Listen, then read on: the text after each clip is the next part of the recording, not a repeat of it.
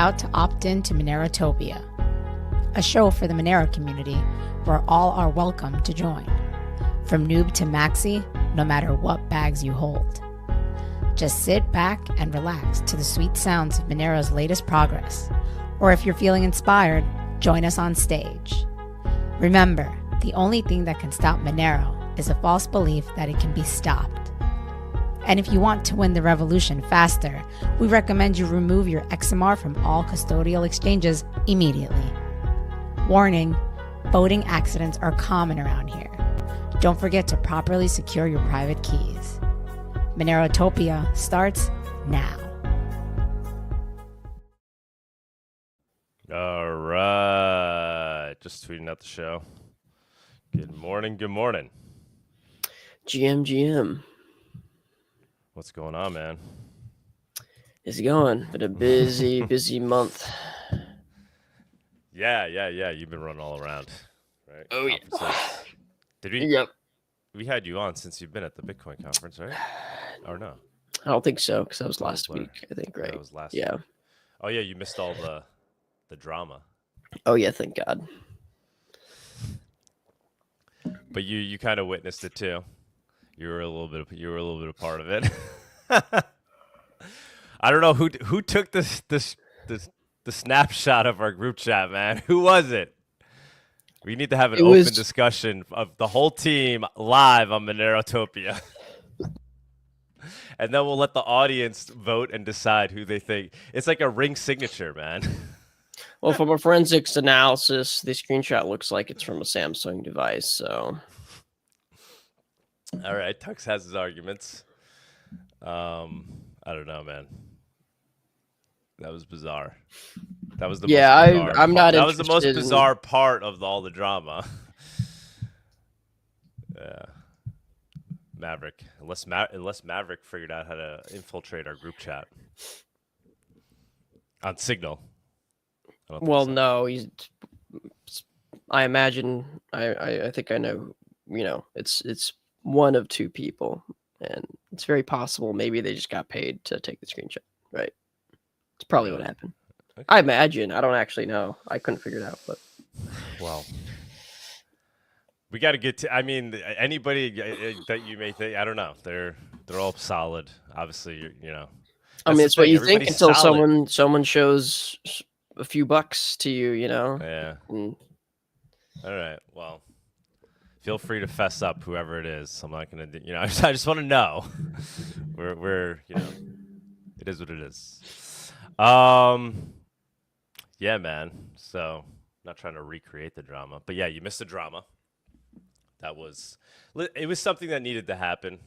It was brewing for some time, so no regrets there. I think it was a natural progression. And I feel like things have subsided. You know, a truce was called for during the chat that we had, the live spaces. I thought we had agreed to a truce. Hours later, that truce was off. But I think since then, we've subsided and truly entered a truce here. So I don't know, Tux, if you want to convey that message to Maverick. I'm more than willing to abide by a truce. But if shots are fired, I'm gonna fire back. Likely. Maybe not. Maybe I'll ignore it at this point. But I can't promise I won't. So, if you want to let Maverick know, he's down for. I think he's been pretty quiet. I don't know. I haven't been checking my Twitter that much. Yeah, I've not been on Twitter that much lately. But I did try to. I don't think he ever ended up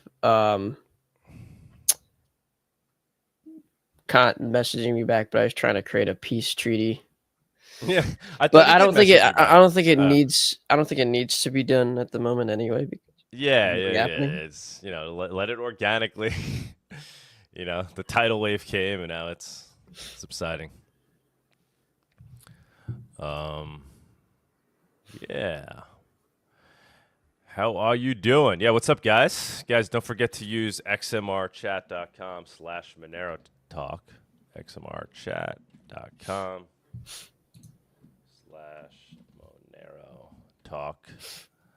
to send your Monero-based super chats. Please use it. You don't have to send much. You can send a cent, 5 cents.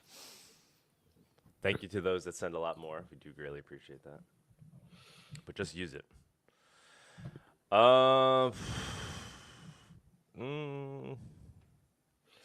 Yeah, man. I say we continue on with the show. Let's get it going.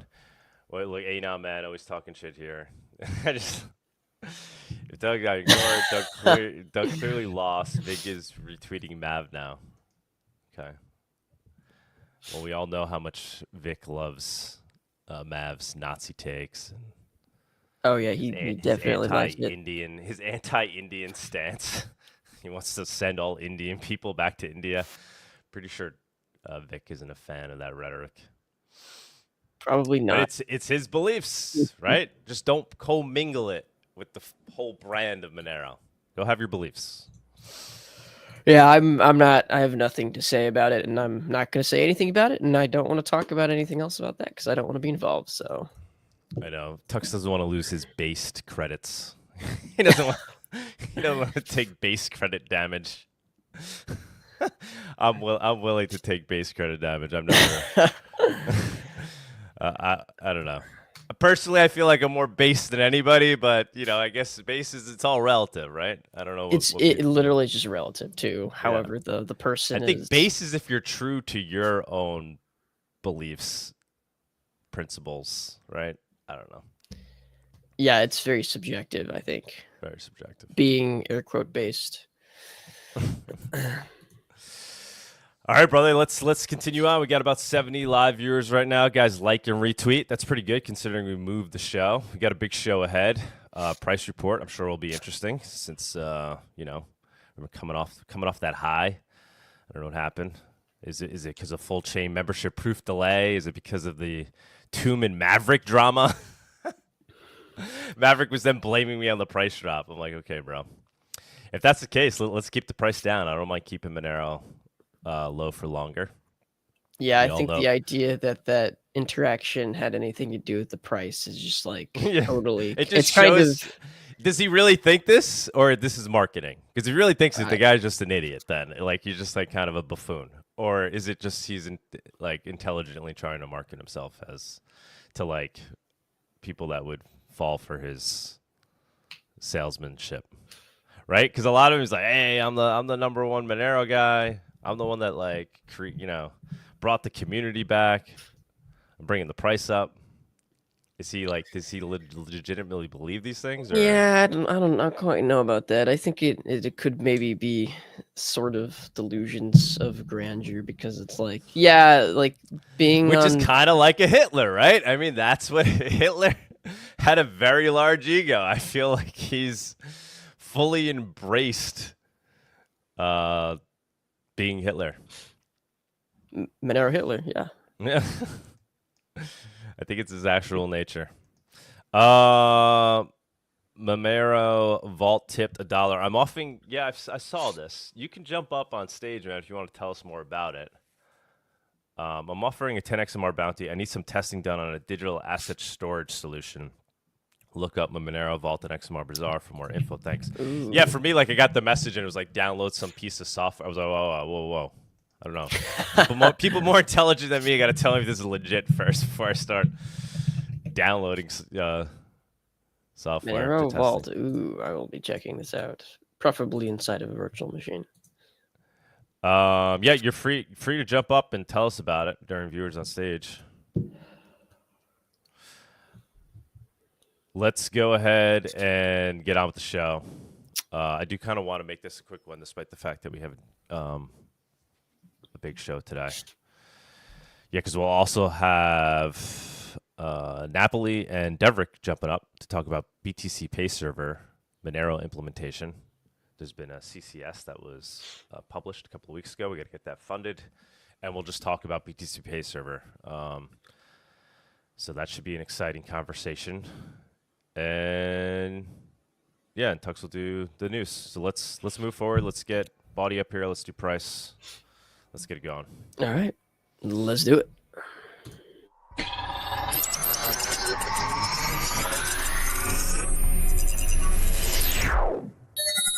The Monerotopia Price Report segment is sponsored by Exolix, a privacy-focused, non-custodial instant crypto exchange. Go to exolix.com to enjoy secure and completely anonymous swaps with no KYC or sign-up. Swap between Monero and 2,000 plus assets at the most competitive rates and with no limits. Exolix.com, your fast and secure way to privacy.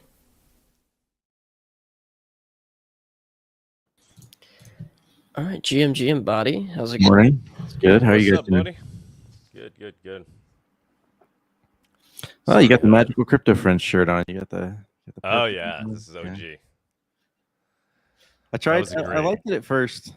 Somewhere in there, I got less and less Maxi. Then I started liking maybe a couple of the guys on the show a little bit less. Always. Well, this is from the conference. The conference was awesome. Wait, That was in New York. there's a Magical Crypto Friends conference. They had one. They had Goddamn. one. Okay. Yeah, and that's when we threw the Monero after party after it. It was epic, and the conference itself was fantastic. It really was, Nice. just because of the people that were hanging out there. That's where it's like me interviewing Max Kaiser, and I was getting all those guys on Monero. Huh. That all came And out of that. When there that was still like conference. this flitting hope that maximalists and Monero people could be friends. Yeah, Monero was like welcome there. Was there a clip I saw recently of you interviewing Jack Mahlers? Yeah, Jack Mahler's was like, yeah, I love Monero, man. That's, I wasn't sure. If that was Jack Mallers. what a Yeah. different time. And then I'm what's the other Oh, that guy's wasn't a name? recent clip. That was an old clip. Somebody put it up, yeah. Shit. Okay. For some reason, I thought it was recent. I was like, no way. How can he say that? What's what's the guy that wears the cowboy hat? What's Jimmy Song. Asian cowboy Jimmy hat Song, man. I haven't even seen him around anymore. I'm like so out of the Thank God. BTC Maxi crowd. I don't even see his tweets or anything. Is he still around? I guess so. Would love to get him on a Monero talk Maybe or he Monerotopia. blocked me, and I don't see his tweets anymore. Oh, 'cause he got- blocked me too.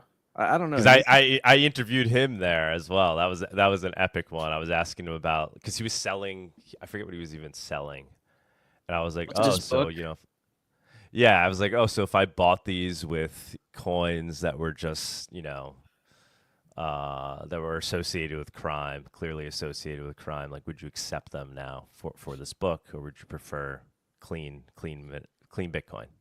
And he just like went berserk. There was a period of time where I was like dedicated that I was going to get like a whole stash of dirty Bitcoin, and everyone that demanded Bitcoin payments was just going to get dirty Bitcoin. But then I was like, where do I get dirty Bitcoin? Like, then I was going to have to start a darknet, and it just seemed like too much work ultimately.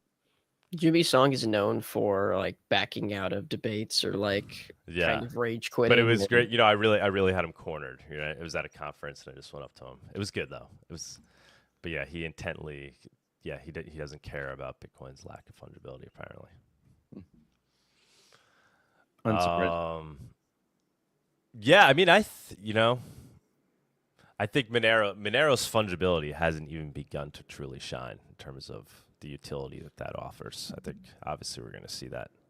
One of the more and places more. where fungibility always comes up is when I'm talking with people about exchanges, and they're like, well, I want to do this, and then I'll pull some Bitcoin off, but why don't we just convert it to Monero? Like, well, hang on. Like, you don't understand. You're going to pull this money off of this like shady ass exchange, and then they're going to see that you're converting to Monero, and that's like, that itself is a price history, and they might not be okay with that. You're going to have to go through some kind of mixing or swap service, right? So then maybe that Bitcoin becomes dirty, and it's just like, like, this is fungibility. Like, this is exactly the problems that we talk about. It's like the fact that And then when you want to send it, when you want to send your crypto back onto an exchange, I mean, there's no, they could ask questions when you're sending your Monero, but with Bitcoin, they can clearly just say like, no, we're not going to allow you to, we've determined these Bitcoin are dirty. So I wonder when think, the first story is of like Coinbase shutting someone's account because they clearly moved their money onto RetroSwap. Vic tells that story. I think that was like when he used Bitcoin on like dark market to buy pharmaceutical, something for that his wife needed, and either Coinbase sent him like a notice, or they even blocked his No, but from I'm sending asking, when is Bitcoin. the first story that someone pulls their Bitcoin off of Coinbase and then uses it on RetoSwap, and then Coinbase is like, hey, we can tell that this Bitcoin went to RetoSwap. We know you got into that dirty Monero. Like, when is that first story going to happen? Hopefully never. Yeah. Hopefully it just never happens, because that's a problem. But yeah. Well, that's why everybody's just got to move over to Monero. Then we don't have that problem. Right? I mean, then it won't be a problem at all. We have enough people sitting in Monero that it's no longer a problem for us. Speaking of people sitting in Monero, how we doing with price? Oh, we could be better, but we've been a lot worse. 328.34 according to Kraken. Yeah, so we really came down hard, right? Harder than other cryptos, I feel like. But Generic I guess name, we had pumped more. Generic name Yeah, 123 harder than says everything else. RetoSwap is P2P, and you can't detect swaps on chain without extra metadata. Oh, well, I would assume that chain analysis has that metadata. I don't know. Maybe I'm wrong, and I just don't know how RetoSwap works. He's kind of correct, because like RetoSwap is you're just using it's like an untied like swap, and that's kind of the point, is that you're going to be sending someone some money over like Venmo, right? And you're going to say it's for something specific, but not for Monero, right? You're going to be like, oh, it's for a haircut. And it's just an attempt of untying the fiat transaction from the actual Monero swap. And the only way that there's really no way they could know it's happened, unless potentially they do a swap with that person as well, and then they can see their Venmo account, and maybe see some history if they really want to by subpoena, and maybe then they could correlate, potentially, possibly, maybe guess what other Venmo transactions are part of a Monero swap, but it's really decoupled. That's pretty cool, actually. And it forces everyone to use Tor by default, which is kind of annoying, but it's also kind of good at the same time, for the very reason of just doing that, decoupling individuals from swaps. Right on. Okay, well, that's good to know. Yeah, somewhat. Obviously, I've studied it so much. Somewhat related to all this, not really, but actually, I wanted to cover this in the intro. Big XMR Bazaar update.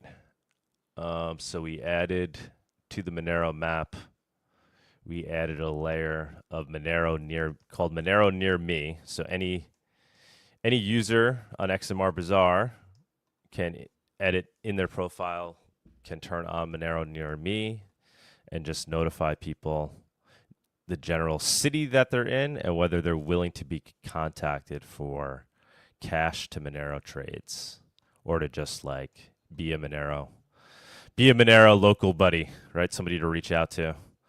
That's awesome. So yeah, people are posting. So like, yeah, let's see. We have. No, wait, what? No, wait, that can't be right. Yeah, it showed like hundreds of. I was like, "There's no way we have hundreds of people already." All right, so we have some little nodes popping up. Who do we got over here? We got somebody in Thailand. Yeah, so if you're in the Bangkok area, this dude is willing to be DM'd for purposes of cash to Monero trades, or vice versa, or to just direct you where you could buy things for Monero in Bangkok. So super excited about that. And it's very easy to do. Just go on your profile, you like click a box, and just you're basically on the map. And then we also added a new listing type. So people were already kind of putting listings, cash for Monero on here, but now we've added an exchange listing type. So you could list that you're selling your Monero, or that you're looking to buy Monero. You could do it as an exchange listing, to looking to buy Monero for cash in person or cash by mail. So similar to a local Monero. And we could, we'll iterate that as needed, but basically very similar to what local Monero's kind of user experience is, or at least that's what we're going for. And then once we launch bonding, my hope is that's when things will really start to flourish, because then people can or won't have to trust each other. So if you're going to make a purchase and you're sending somebody Monero because you're buying something, if you know that they're bonded for the amount that they're selling the product or service or cash for, you'll at least have comfort in the fact that you'll be refunded out of the bond if you're scammed. So that will be launching. That's actually already finished. We just wanted to get this stuff up first, so we'll get that up probably pretty soon because I want it live all by PorkFest. So excited about all that. Excited to see people like embracing it too and being like creating their profile, putting their profiles on the map. People already made exchange listings. Bawdy, what do you think? What do you think about the exchange listings and Monero for cash on XMR Bazaar? Obviously, trying to tread carefully here. We're not local Monero at the end of the day. We're different. We never hold anybody's Monero. We're never part of a transfer. It's all peer-to-peer. It's a good way for people to find each other, to meet up locally in person for cash deals. I think that's great. Yeah, we'll see, right? Like, are we skirting a line here? I think what we're doing is perfectly legal here in the U.S. Yeah, you're not holding anyone's funds. The cash is being exchanged in person. It's just a way for people to link up. If I understood that correctly. And in our disclaimer, and I want to put it elsewhere on the website too. Basically, when people go to create a new exchange listing, just warning people, like, in most jurisdictions, it's illegal to sell Monero as a business. This is meant for people that are using it out of personal need. Yeah, it's follow the rules of your jurisdiction. But something like people need to be. I'm constantly putting that warning out there, and it's in our terms. But I do think that's something that people need to be cognizant of. And if somebody lives in a jurisdiction where they feel like it's legal to sell Monero for cash as a business, then by all means. But we're not responsible, and we're warning people to be cognizant of that. So are firearms listings allowed if it's in a legal jurisdiction for that? So like my state, you can sell and buy firearms privately, no paperwork, no background checks, nothing. Yeah, as long as the customer you're dealing with is also from your state, because if not, then there's probably some federal. I'm not going to sell a gun to someone. I'm not selling guns anyway. I don't have any guns to sell, but I wouldn't sell a gun to someone. But theoretically, we would. Somebody already tried to push that envelope somewhere on XMR Bazaar, I think. But yeah. We don't want blatantly illegal listings on there, and honestly, I don't want controversial listings on. Ideally, right? Because there's so much that we could get out of the non-controversial listings. Like the controversial listings are the tip of the iceberg. There's really not even that much. All that stuff is on dark markets. Like, that's we're $1 billion market over there, but the controversial stuff that you could do on XMR Bazaar really. Is it worth it? It just brings needed attention to the platform when we could get so much value out of selling eggs and cheese and milk and whatever else you need to live off of with Monero, and selling your legal services. And there's a ton of value of just having a place where we could all do that. All right, Bawdy, I'll let you continue. Just need to get that in there. Cool. Yeah, definitely. Everybody use XMR Bazaar. It's one of a kind. The Craigslist. What am I gonna do with my 10 pounds of meth if I can't sell it on XMR Bazaar? Obviously, you should talk about it online on the ClearNet. So I'm advertising. I want people to hit me up. Just kidding. That's a joke. I don't have any meth. I don't have any drugs. Have firearms. He said he didn't. Well, what's the big dark market now? The Monero one? It's Archetype, right? Is that the popular one? What's the most popular Monero dark market? I have no idea. I couldn't tell you. It's Archetype or something. I checked it out like a year or so ago. Like everyone, I want to check in again just to see what's. It's good to see. I mean, you learn for XMR Bazaar too, right? Like they're pretty good at running marketplaces. So checking out their UX and how they do things and stuff like, I mean, it makes perfect sense. Although honestly, XMR Bazaar. I mean, is anybody running a Monero multi-sig dark market yet? Because last I checked, that didn't exist. Like the model is always that they're holding. You know, that's why people get rugged all the time because they're always holding everybody's Monero. I don't even know. Have they since evolved? Do you guys know? I guess not.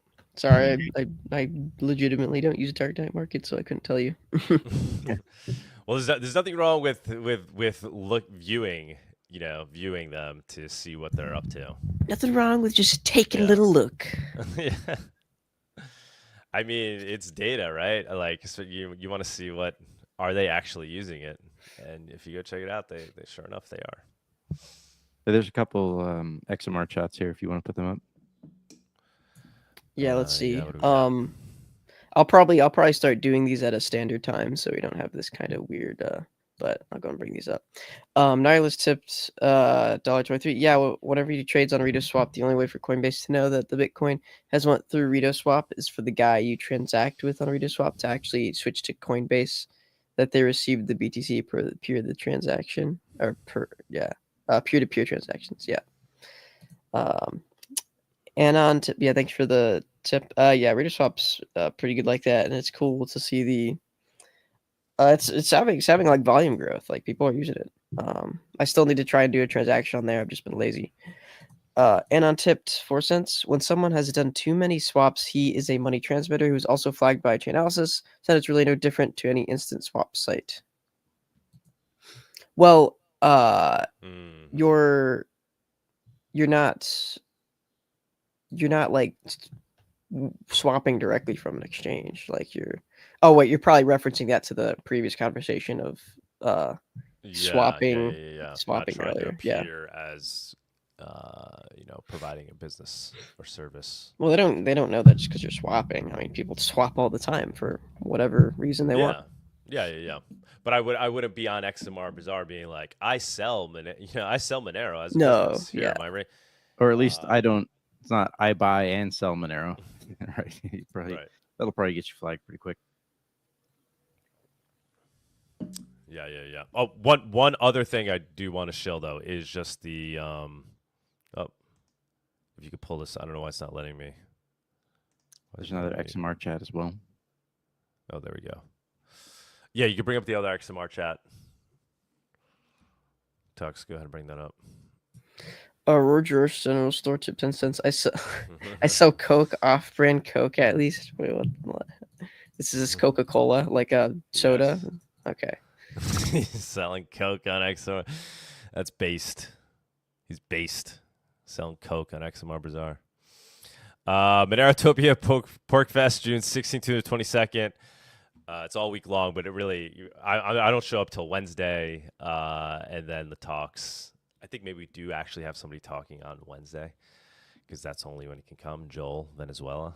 But then Thursday, Friday, Saturday is when it will kick off. It's actually same time as MoneroCon, so if you can't make it MoneroCon, make it over to PorkFest. This is the U.S. Monero conference. You can consider it. I mean, it's gonna be pretty awesome. It's not like a Monerotopia where I put tons of effort into flying in speakers and all this stuff, but it's going to be a scene that will naturally occur at PorkFest. We have the largest tent there. We're basically one of the largest sponsors there. I will be giving a main stage talk at PorkFest, which is really cool because that comes with the tent sponsorship. So a bunch of new people are going to be learning about XMR Bazaar that don't necessarily know about it yet. There's a lot of liberty-loving people at PorkFest that know about Monero, but maybe aren't like totally into it yet. So it should be a growing experience for Monero. And then Ross will be there. Ross Ulbricht will be there. So we'll be at some point. I hope we'll be having a conversation about Monero and XMR Bazaar. Will be pretty surreal if I'm like giving a talk on XMR Bazaar. Did he confirm that Ross he's coming is viewing to PorkFest? Yes, he tweeted it out. That I missed attending. that. Yeah, Very cool. Very cool. Yeah. It was cool seeing him at Bitcoin. Yes. He overshadowed Michael Saylor, who went on for way too long. Yeah, no, his talk was amazing. Oh, we didn't put up all the new speakers. We'll be adding them, but we even have Ross's mom even. So she's gonna be hanging out at the Monerotopia tent. She's gonna have a table outside of it. Very cool. Which is cool. She'll be hanging with us. So yeah, it's gonna be knock on wood. It's gonna be magical. Man, if I wasn't going to Europe, I would come to PorkFest. It would have been a done deal. Yeah, I mean, I think it's gonna be sold. If it's not sold out already, it'll definitely be sold out. It's gonna be a moment. And then there's one other large sponsorship tent, and that's also privacy tech coins. I don't know how this happened, but like the Pirate Chain crew with like the Jeff Berwick crew, I think is running. I don't know why they didn't just like, they could have participated. Anarchapulco people and Pirate Chain, they participated in Monerotopia anyway. So I don't know why they went off and did that, but I guess it's good. So like PorkFest will be overrun with privacy tech, privacy coins. So should be cool. Should be awesome. Well, you know what? I get to see Michael Saylor again in Prague, okay? So, you know what? Oh, really? You're going to go to that too? Yeah, we're going to have some of us are going to be at BTC Prague, which is basically BTC Vegas. Yeah, you guys but on a smaller scale. You guys are doing the corporate thing. I'm the grassroots guy. Gotta advertise. Yeah. Well, MoneroCon will be awesome, I'm sure. And MoneroCon will be fun. We'll be streaming MoneroCon at Monerotopia. Obviously, some of the talks will be too early because it's going to be European time. But I'm sure people will gather around and watch Luke Parker, and yeah, it should be cool. Maybe we'll have Ross Ulbricht sitting there watching Luke Parker give a talk. That'd be sick. He's probably going to be forced to do like 20 million podcast interviews while he's there. Oh, Luke? No, Ross. No, yeah, Ross. Yeah, I mean, yeah, that's true. Well, hopefully people don't badger him too much. He knows he comes with the territory at this point. Yeah. Seems like he seems down. really good at talking already. Like yeah. Oh my God, his speech was he's a natural. Yeah. And I will say it's really funny that he's the only person that could have gone up on that stage and not talked about like Bitcoin in this main subject stance. He really just talked about cryptocurrency as a whole and how he's interested and how there's interesting other chains, other stuff that people are doing. And he's the only one that could have done that without getting booed off the stage. Really, exactly. Yeah, he's changing the culture of crypto. Well, him and all the stablecoin people, obviously. Other than stablecoins. Other than stablecoins, which is really the main subject of Bitcoin. He's helping to kill Bitcoin maximalism, though. Someone made like a whole montage where it's like stablecoin. Yeah. Like it was wild. Well, I had Aaron on last week, and he has pretty good narrative about what's happening with the stablecoins. How it's basically the backdoor CBDC, and he's been following it pretty closely and looking at who the people behind the legislation, how they're tied into, these basically like the Coinbases of the world and whatnot. It is effectively the backdoor CBDC, and you have everybody adopting it. I mean, already it's huge, right? The market cap of transactions happening via stablecoins is larger than anything else, crypto, right? I mean, Tether's like controllable. It's censorable. Right. So talk about defanging cryptocurrency. If most people are just using traceable CBD, traceable stablecoins that are essentially CBDCs, and they're all completely backed by the U.S. dollar, and it becomes, this is where we could dump the dollar, right? Put it into stables, so it becomes a market for propping up the dollar. It is the Genius Act. It is quite genius. I'll say it's in an evil way. It is pretty genius. Aaron talks about it very eloquently. So he'll be giving a talk about that as well at PorkFest, and I had him on last week. But Bawdy, what do you think? Do you think that's a pretty solid thesis there? I mean, it was my thesis for like 3 years. Now Yeah. that I said on the price report over and over again that stablecoins are kind of a quasi CBDC. I don't like the phrase backdoor CBDC because they're not really CBDCs. Like, if you look at the definition of what a CBDC is, of what the point of having a nationally issued digital currency is, it's the ability to have accounts, some kind of an account directly with the central bank, as opposed to right now where there's this second layer of banks, and the central bank is just a place for reserves, and then most of the printing is done by the banks themselves. So it's not really truly a CBDC in that sense.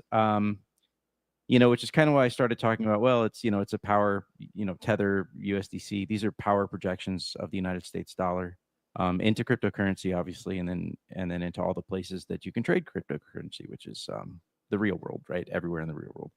Latin America, Russia, Southeast Asia, etc. So it's not really, like it would be, I kind of stopped saying backdoor CBDC. It's kind of like quasi CBDC because it's not really a CBDC, but it is a way I think they're using Tether at the moment and USDC to cover shortfalls in treasuries purchases, right? So the United States government sells treasuries on the open market. Yeah, they're going to become like the largest holder. I mean, they are like one of the top. They're already one of the top 10 holders of. Right. So doesn't that effectively like make them like tied into the central banks too? I don't know. Yeah, so I say they're like quasi CBDCs. It was a brilliant move. Yeah. It was a power play. It makes a lot of sense, and it's the reason like the tacit deals, and now not so tacit. Like it seems pretty obvious to me and to quite a lot of other people. The tacit deals that Tether made originally with the United States government. I think that's a big reason why it seemed for a long time like they operated a lot like the fractional reserve banking system. They didn't have the reserves for a very long time, and independent researchers had been saying that. Then the New York Attorney General came out and said, yeah, Tether was not good for the money they said they had, sometimes almost none of it for a long period of time. They pivoted from saying we are one-to-one backed by cash to saying it's backed by reserves. And then we saw in 2020, where Tether just went on a massive printing spree. That money was used to drive up the price of Bitcoin, which enabled Tether to print more Tether, which enabled them to drive up the price of Bitcoin. So it was kind of like this leverage cycle. Same thing happens in the regular markets. The banks print. You get all this leverage, all this money washing through the system, and then corporations have higher values. So then guys like Musk can be like, hey, look at how high my stock is. Let me take some more loans from that. And we can invest some more money, right? And there's only so far that cycle can continue until you sort of reach a breaking point. And that's what happened at the top in 2021. So yeah, I mean, it's a good theory. Like it's, the CBDC angle is, at least it's, probably something people can understand. Crypto people can understand. I think it makes privacy coins all the more relevant. Like as people open up their eyes to what's happening here, they see people getting corralled. Yeah, it's a whole thing, and I often have these, I shouldn't say often, but occasionally I have these conversations on Twitter and people are like, oh, well, you're just one of those Tether truthers and you think it's going to collapse. I'm like, are you fucking kidding me? They're working with the government, the United States government. They're not going to collapse unless they really want them to.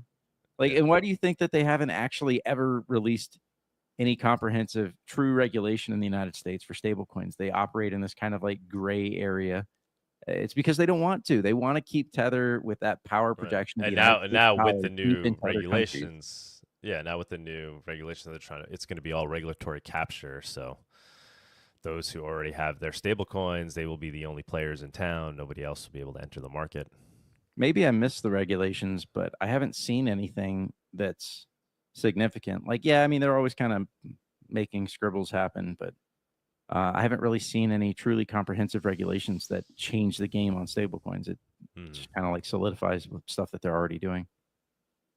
But, I could have missed something. So if someone has some new piece of legislation that I missed that says, actually, no, it's this way now, feel free to share that. Alrighty, man. Take it away. Take it away. I don't want to keep our special guests waiting too long here. Yeah, we're Sorry, we've got. I've been the one interrupting, but now we must move on. Okay. Yeah, so we've got the Monero chart in front of us, obviously. You know what? Something I always forget to do. Maybe I can adjust the screen slightly. There we go. All right. Yes, we got the Monero chart in front of us, as we talked about previously, I think a couple weeks ago. No, it was just last week. Yeah, we tagged the obvious line hit. And maybe for those of you, if you haven't seen the show in the past couple weeks, that obvious line, I know Anon loves this part of the show. This is the pleb line. This is the astrology for dudes, the tea leaves. We got this line on a chart here. We tagged that line. That was exactly the spot that you would have expected to hit and make a pullback.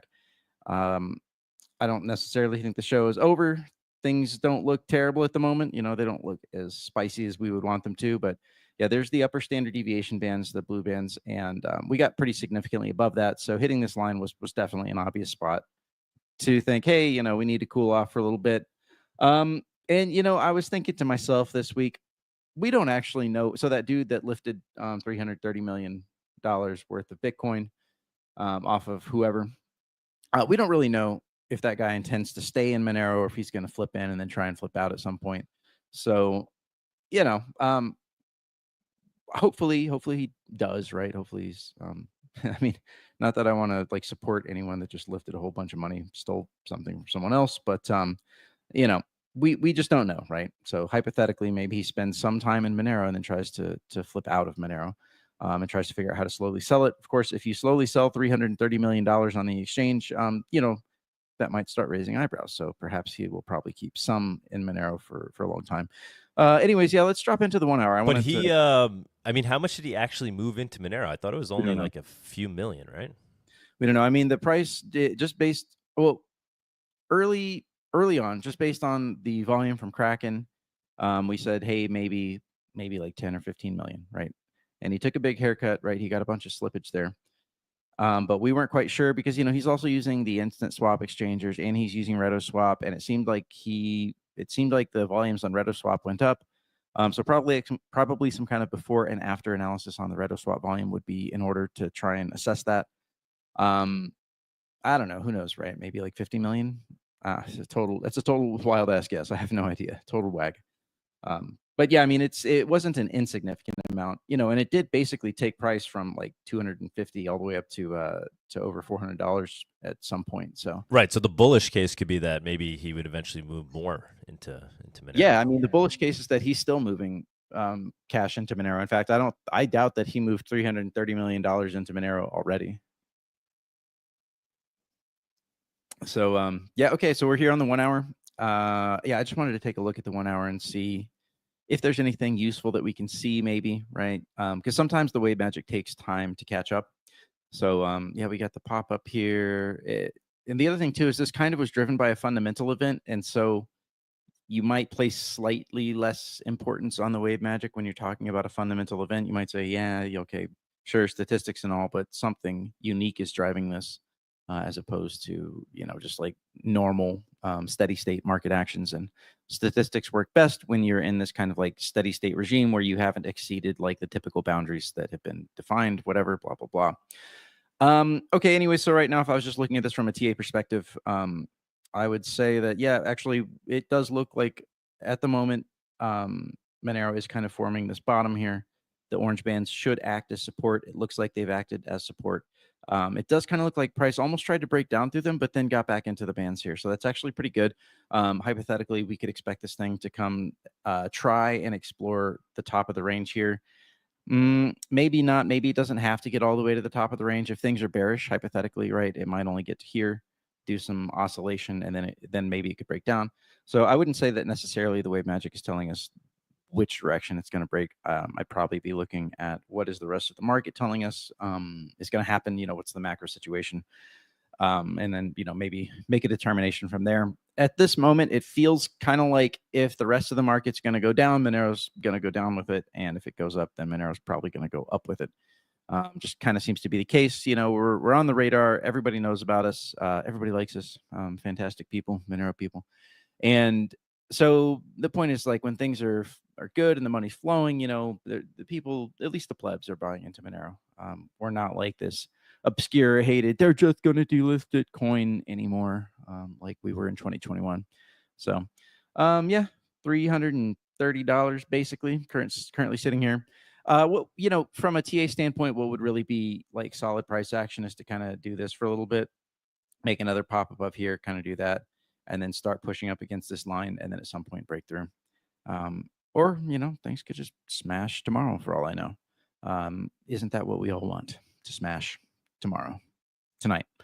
Anyways, let's take a look at Bitcoin versus Monero, and yeah, things are still looking pretty good here. In fact, this chart actually does look pretty good. You've got the blue bands already curled up. Monero's looks like it's trying to find support there. The thing that you would see here, poorly drawn line. Let me actually zoom in a little bit more. Kind of a messy chart. Maybe I should go. Let me try this one. I'm going to go to a different version of the wave magic. I wouldn't say that necessarily is any better, but maybe a tiny little bit better. Okay, so we're looking at the orange bands here, right? This is the clustering of orange bands is about right there. Kind of hard to see, I know. And then we've got the blue bands curling up. So effectively, like with this poke above, it kind of does look like Monero wants to try, in a TA sense, again, guys, just one vector of looking at it. We're going to look at all the vectors, and you put it together in your head how you want to put it together and make your own decisions on trading. Anyways, but we've got the upper standard deviations curling up here. Seems like there's support. Hypothetically, you would kind of expect to break outside of the orange band clustering, right, which is this guy right there. Kind of hard to see, I know. And then, maybe go up from there, right? Try to come up to this spot here, which for a little bit more viewing pleasure, we can expand the chart. And so 10 equates to 1% of the market cap of Bitcoin. So I guess about, what would that be? $10 billion at the current moment. Maybe, wait, 1 trillion, maybe that'd be 100 billion. Don't ask me to do math right now. I'm not like on the top of my on the top of my mental game at this moment. So anyways, it would definitely imply at least getting back to, I would love to be getting above the place where we kind of broke down, we bottomed last bear market, right? Like this is not, really don't want to be below that. Not exactly, I just can't stand the maxis posting this chart at me.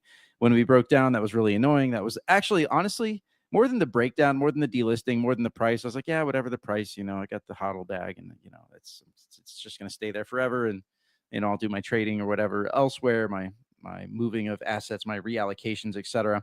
I didn't mind that so much, but what I did mind was the freaking maxis being like, oh, look at the chart, the Bitcoin's so much better. It's like, Jesus, just like confounding every different thing we could talk about. You're just confounding them all together like a mid curver, like a left curver. Anyways, yeah, I mean, I don't see any reason why we couldn't pretty easily at some point come back to this level right there.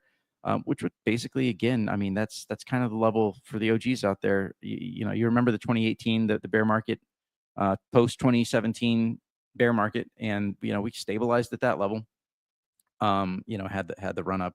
It would just be nice to be back in this area, just in general, right? That's a really nice chart to show people, like, hey, it's been over a decade, and we're basically flat, right? We're basically holding a flat price relative to Bitcoin. So on long time frames, you can expect to keep your value.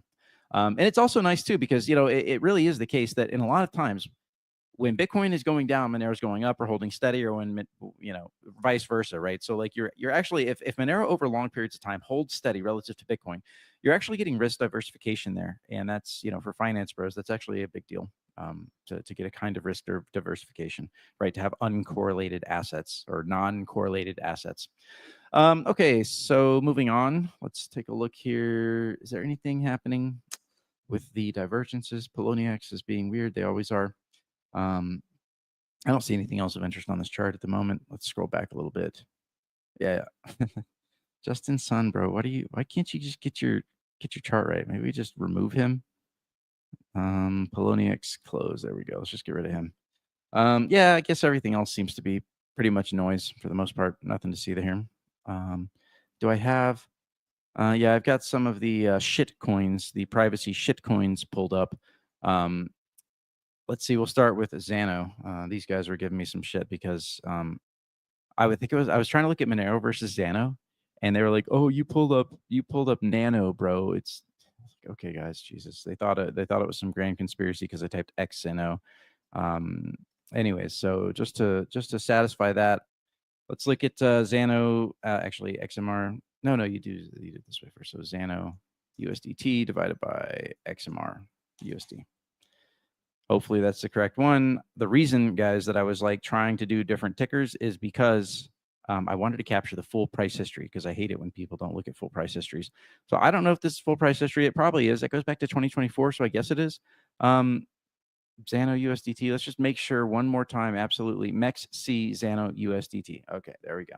So whoever it was, I think I might have even blocked them on Twitter because they just pissed me off, and I was blocking everybody from, maybe not everyone actually. I was trying not to block. I was really trying not to block people because I don't want to shut down lines of communication typically, but there was a couple people that were just so retarded. It was like, dude, I can't, no, like, no, like you're not allowed to comment on my stuff anymore because the bad faith had just gotten so bad. It was just like, are you kidding me, guys? Come on. Actually, I got a little joke for you guys. I don't know if I'll post it on Twitter, but everybody calm down about the Kanye song, all right? He didn't say Hitler. He said Hitler, okay? So it's fine. It's fine. All right, moving on. Yeah, Xano versus Monero they seem to have peaked around January, around the New Year's, and they've kind of like done this pullback versus Monero. Am I interpreting this chart right? Tell me, Xano shills, if I got that wrong, but at the moment, it looks like you're having a little bit of trouble keeping it up relative to Monero. But, these are kind of big movements here. So what is that? 70%? Yeah, maybe not that big, not for crypto. Anyways, yeah, so here's the Xano chart. Again, I'm not telling you guys where this chart's going because I think that the volume is probably so low that we can probably actually affect it here on the show, and I don't want to do that. So that's the chart. Goodbye. Firo is, I don't know, kind of stabilizing. Looks like it's stabilizing after that big breakdown. Cool. Pirate Chain is also stabilizing somewhere at the very bottom of where their bear market range is. They're still trying to get above that level. Not the best price action. If the market goes down, Xano's going down. If the market goes up, Xano might eventually figure out how to go up. We won't even look at Darrow. Zcash, come on. There we go. Zcash doing all right, I guess, lately. These are also pretty big movements for Zcash, 80%. So yeah, Zcash has done pretty okay lately. It looks like, it actually kind of does look like they might want to be trying to make another movement higher. I don't feel like I can trust this chart. It's, or the people running it. This chart always behaves kind of weird in a lot of ways. So yeah. Mr. Anderson says I should just delete that Darrow chart. I should. It's just a dishonorable mention, right? It's just a good, every now and then I'll rant, once a month or so, I'll see the Darrow chart here and then rant at anyone that's new on the show and be like, well, yeah, this is what they got pwned on their cryptography. And that's what happens when you have a heuristic of bad practices, like releasing bulletproofs before the math audit's done. Like, if you see that, then run far away. Like, okay, if you want to, I don't know, buy for a second and catch the wave up and then sell the shit out of it, sure. I mean, there's shit coins all over the place, and this is one of them. But it's not a serious project. Not when you include a new cryptographic schema before the math audit is concluded, and they just had to wait a few months. So it's like that. It just told you everything you needed to know about the security of that project. All right, let's talk about the other cryptocurrencies like Bitcoin, crypto, not Bitcoin. Okay, so we've got we talked about this last week where we said, hey, actually this is starting to look kind of bullish, right? We are getting this kind of bullish feel to the chart. You've got the moving standard deviations, right? The blue bands here are already starting to curl up. Price had poked its head above, right? When Liberation Day was put on pause to negotiate, to have the best negotiations with all of our wonderful friends and partners and trading partners, the markets, right? They came back. We said, all right, shit's back on, right? That was a macro thing. We called that like a month or 2 months ago now at this point. Anyway, so Bitcoin poked its head above. We said, hey, that's a little bit too far. It's gone a little far. It is now taken its pullback. Let's take a look at this little candle right here. This was a special candle that happened, I believe it was yesterday, maybe it was Friday. Because I had said, hey, this is kind of a spot to start to look for some upside potentially. And we did get a little bit of upside, but then, we got this washout. This is probably a washout candle more than anything. But you'll notice, again, it was still kind of within that range of, hey, the standard deviations are curling up. They typically provide some kind of support. this thing, smashed down and then found support right at that standard deviation level and immediately recovered. And that's the important thing. Immediately recovered.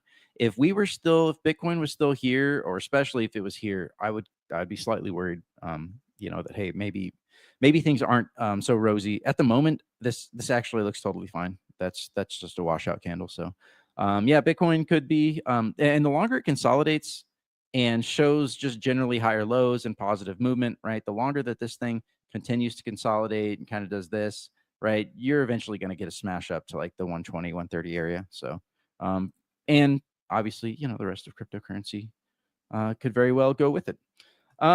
So it seems like I'm kind of struggling with the market right now, because on the one hand, the tariffs supposedly got struck down by the federal court. I should actually, I know this is kind of mixing everything together, but oh well. We'll talk the macro interrelated with the crypto at this moment. Tariffs. We talked about them last week. So more research reveals that the Trump tariffs are actually a framework leveraging many different laws from the past to create this whole tariff framework. And so one of them was challenged actually in Trump presidency 1 was challenged, and that challenge failed. I think they even tried to take it to the Supreme Court. The Supreme Court declined to hear the case. So those tariffs are just going to stay. Like there's no more challenging those particular tariffs. I don't remember which ones. I don't know, like steel or metal or something. It's just too much for my tiny brain to go research all of this. The point is that some tariffs are like here no matter what. There was another framework that they used, a law that doesn't even say the word tariffs. And they like to say a lot of words when they scribble things down into these laws. And it doesn't say tariffs even once. So they lost in federal court, but they, Trump made an emergency appeal to the appellate court, the federal appellate courts, and they kept the tariffs in place. They're like, hey, we're going to keep these tariffs in place until we sort everything out. We got to figure out what's going on here. Just keep the tariffs in place, because that particular appellate court is like actually kind of friendly to the whole tariff thing, and to Trump and to the right, to the Republicans. So supposedly what's going to happen here in another week or two, they're going to hear the arguments for why the emergency relief should remain. In other words, the tariff should remain while they hash this out for 6 to 9 months in the federal appellate court. Or whether those should get struck down for the next 6 to 9 months while they hash this out in the appellate court. That decision could actually have a significant effect on the markets, guys, and where things go. So we're like right now, I don't have any predictions for you. I can't necessarily tell you exactly what's going to happen. I'm sort of in this conflicted spot here where Bitcoin is actually looking kind of bullish, right? Bitcoin actually looks relatively bullish on the wave magic. It wouldn't surprise me to see this thing go up. At the same time here, I'm looking at the S&P 500 and the NASDAQ, and we are definitely at the kind of levels that you say, hey, it's going to be hard to beat this top, right? It's like that's the recent all-time high. And yeah, the NASDAQ always puts on new all-time highs, but we've got the top there, and then we've got the top of the blue bands as well. I'm seeing resistance for stocks right now. I don't, we talked about last week, like, hey, it would not surprise me to see more positivity in stocks. At this moment, it's hard for me to think that there's going to be more positivity here. I think there's an uncertainty moment coming up with the appellate courts regarding the tariffs and whether or not the emergency relief is going to be continued, right? If the tariffs are going to continue or not while they're sorting out the appeal in federal court. So, yeah, I think if you got stocks, like now is not terrible profit-taking moment until we actually know the answer to that question. That wouldn't be a bad move, right? If you're a traditional finance bro, or maybe if you're on Kraken and you're buying ETFs, because Kraken apparently has ETFs for certain people in certain states. So, yep, you could probably be trading your stocks on Kraken, obviously. Why wouldn't you? All right. Anyways, technically speaking, here the S&P 500 does have a little bit of room to where it could hypothetically get to the top of this of the upper standard deviation bands there. Maybe, contrary to what I was just saying, maybe there could be some tiny little bit of mild positivity still going into next week, right? We're not quite at the moment that they reveal or that they do the review, which I think, again, I think it's a week or two from now. So perhaps there could be just a little bit of more gains to squeeze here. Sorry about that. There could be just a little bit more gains to squeeze here, right? Maybe maybe the NASDAQ can actually flex up here for like just another % or two, and actually like triple top. Usually triple tops don't exist, and that would actually mean going higher. So anyways, that's kind of like, that's how I'd play that. I still do like the Bitcoin chart at the moment. Let's go back to the crypto. Let's go back to the cryptos. Okay, we could look at the Z-scores and see here that Tron is just crushing it. Tron is doing better than everybody else, including Monero at the moment, probably because of all their quasi CBDC stuff going on there. Let me check these super chats here, make sure I probably missed something. I'm sure I have. Shortwave Surfer, I don't know if Tux, you want to get on and put these super chats up, but actually it looks like we have Nihilist first. Oh, we have quite a lot of them. Bueller. All right, I guess the bros have disappeared, and I'll have to continue on. I'll wait until they come back. I'll put your super chats up here, guys, or XMR chats up here, guys, whenever Tux shows back up.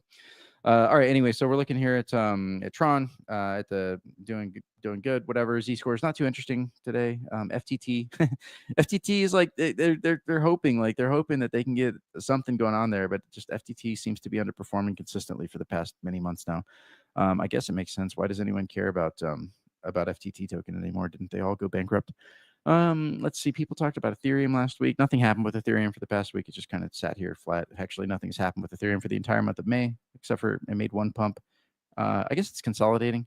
You'd still kind of hope that this thing could make it up here to the blue bands at least, right? For the ETH hodlers out there, for the ETH true believers. All right. Being schizophrenic as we have been for most of the show anyways, why don't we just go back to Monero and look at the Monero transactions. Currently sitting just above 20,000. That's interesting. Yeah, I guess, this still has the feel of like kind of bottoming, right? You've got kind of this around 20,000 lows. Oh, wait, no, that's for many years though. Really would like to see this get up a little bit higher. I mean, obviously, that indicates getting higher on this chart obviously indicates real adoption. And I feel like a lot of coins artificially inflate their numbers, right? I've seen just weird shit from all of the different competing proof of work use case coins, proof of work monetary use case coins, where their transactions per day just vacillate wildly. And then they always seem to vacillate just before the bull market kicks off, just before the real price action happens. And it's like, and then you don't see a similar movement to Monero. Like I saw that in 2021. And you think to yourself, how is that possible, right? Like it just isn't, right? Like Litecoin did not do a 5x in their transaction counts in the period of 2 days. All of a sudden, just before the bull market hit. No, that was arranged to make the appearance, that they wanted. Yeah. Anyways, okay. So Monero transactions looking good. Let's take a look at the hash rate. Might as well. Average hash rate per day. Yeah. Okay. So we had a big spike. We're still doing better than before the launch of Tari. So yeah, things are still looking pretty nice here on the hash rate. We could still use a 10x on this to get like solidly outside of the reach of any potential government computer, Amazon supercomputer, whatever fuckery. Insert other technological words there. Okay, I think we got the crypto. We covered Monero, and I guess we could just take a look here at the rest of the macro here. Gold is still actually, gold is doing pretty good here. It has the same kind of feel on a shorter time frame. Like this is exactly the kind of feel in previous moments where we saw gold make big movements towards the upside and then fizzle out a bit, right? So if we come back here to 2020, right after the C word happened, after the economy caught a cold, right? It kind of had this feel where it's like, yep, here, and then you think, oh, we could be consolidating, like, oh, you're just consolidating more. We continue to consolidate, but then the markets are all running during this entire time frame. The rest of the risk markets were running. And then gold takes a big dip because everyone's like, well, I'm getting gains. I could have gotten gains if I was in stocks. And then so everyone like kind of naturally sells and then finishes that process of sort of suppressing gold, doing the work of the deep state for them because they've been psychologically moved to do so. And that includes me. Why would you stay in gold if the markets are just like, if it's game on, right? So at the moment, it has kind of a similar feel as that, but just because I feel something doesn't mean that's going to be the case. Let's go and take a look at the wave magic, see if there's anything revealing happening with the wave magic. This could take a minute to load.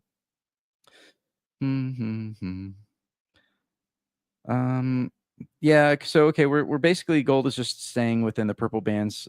From a wave magic standpoint, you would say, yeah, okay, that got out of hand for a little bit. Now we're back here at the purple bands. Still plenty of opportunity just to continue riding those up. That's how the purple bands function. They basically give you the range, the target slope. In a bull market, when things are quite good, they give you the target slope to return to and to sort of ride, to oscillate around on your way to glory and victory. So 3,000 is pretty good for gold. Glory and victory probably is more like, I don't know, 20,000, 50,000, right? 3,000 is good. 3,000 is keeping you happy. 3,000 has kept pace with the stock market. So can't really complain about being in gold for the past couple of years when it has kept pace with risk assets the entire time. Probably says something about inflation. Okay, let's take a look at oil. Oil actually looks like it might wanting to be recovering. And if oil does recover, guys, I'm just going to say it's game on for the markets, right? If oil manages to get here and back up above this line and staying above, say, the 65 area, I'm going to say that we're looking at more gains, right? That's basically like macro crash thesis. Goodbye. Long-term macro crash thesis. Get out of here. Forget about it. And maybe that would correspond with like the Trump tariffs being struck down at the appellate court at some point. Or the insider knowledge that they've already, let me rephrase that. They have already been struck down. It's just that has to get upheld. If it gets upheld by the appellate court, that Trump is going to appeal to the Supreme Court. So they are probably going to leverage this entire thing to insider trade the markets, right? For a long period of time, right? They've got the next 6 to 9 months of the appellate court. We can revisit that later when it's time to make the decision and, the speculation of what the judges are going to say, and then the markets, will trade, and then some news will come out, and then some counter news will come out, and then the counter news will come out until we get the announcement of the ruling, and then the markets, will move whatever direction, and then they'll say, well, but we're going to appeal it to the Supreme Court, and they're going to look for emergency relief from the Supreme Court, right? So it's a clusterfuck, guys. Like, it's just going to be a clusterfuck. That's what they've shown. I mean, come on. They came out, they let out with Trump and Melania coins on Sol. So you just got to expect it from here on out. It means that my tea leaves, my astrology for dudes is going to be potentially less reliable, right? The notion of technical analysis could be a little bit less reliable because they're relying on the sort of news cycles, news events to jack markets around to an extra degree than we would normally see. Okay, whatever. That's what markets are. That's how the game is played. It's bullshit. What are you going to do? You're going to try and trade it. That's what you're going to do. You're going to create your LLM bot to monitor the news cycle constantly so that you can get into trades immediately within 30 seconds of big news dropping. I hope you trained your LLM to a high degree for market news. Okay, Dixie's actually taken a tumble. Probably this is correlated somewhat with stock markets coming back and Bitcoin crypto coming back. This is classic action for the Dixie. We said a month ago or 2 months ago, we said, hey, we're actually probably looking to touch this pleb line down here, right? So this big guy down there, you can see it goes back decades. It's a big line. Everyone's looking at this line. This line right here. So it makes a lot of sense to touch that line. We are looking at the logarithmic. You could try and make the argument that we shouldn't look at the Dixie on logarithmic, and then maybe you could move that line like that. So right now, actually, this is where the problems of pleb lines come into play, and you can see them right now. Should we look at the logarithmic chart on the Dixie or the non-log chart on the Dixie? It's like, well, we don't have really a good answer for that. I mean, okay, we could say it's moved from, the mid 50s or whatever up to a high of like 130 and then say, oh, well, that's logarithmic, but it's really range bound. It truly is range bound. So I don't know, guys. I don't know which one to look at here. You could probably just draw them both, right? We could probably just draw both lines and then say, hey, that is the zone. In fact, why don't we just do that now? I'll just show you, like, just for your own edification, your own purposes at home. All right, so we're looking at the weekly. Let's take this and go from the regular to the logarithmic scale. And then you'll notice, okay, this line has just changed slightly. So we're going to just click and drag, which will give us a new line. And then we're going to draw this line like that. And over here, we'll do that. There we go. All right. So now what you have is a messier looking chart, but at least we have a zone, right? We can say, hey, we are looking for the dollar index to get probably somewhere into this zone and find support. I don't know if it could do that like this week, maybe it could just crash down here, stock markets bounce. Anyways, the point is that you're going to find some support at some point there and then probably, do that. That would seem to make sense. It's such a massive, massive place of support that has existed for so many years that you breaking this line down and just never revisiting it, like coming down and then breaking down without any support would be quite odd. So anyways, yeah, that's the dollar index and a way to think about charts, right?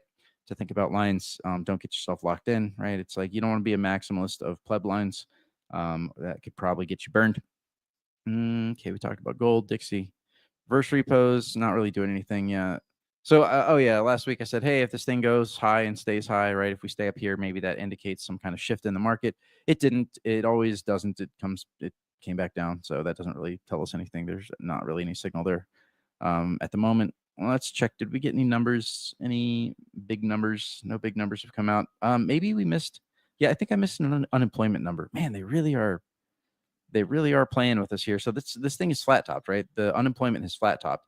And I've kind of said, hey, if this thing spikes up again, that's really a big point in favor of macro crash, but it hasn't, right? It's just it's flat topped here.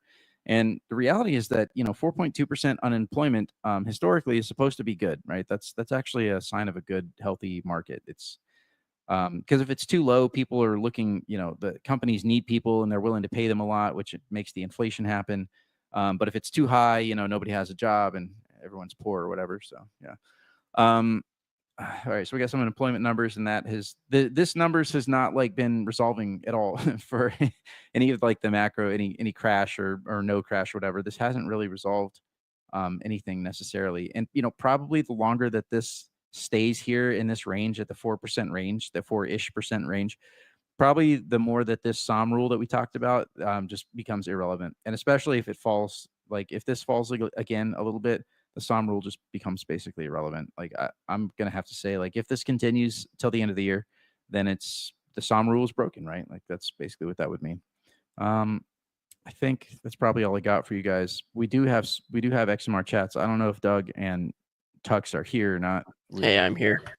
Oh yeah, because there's some XMR chats, and I was asking to put them on screen. We can do it now, I guess. Yes. Starting with ...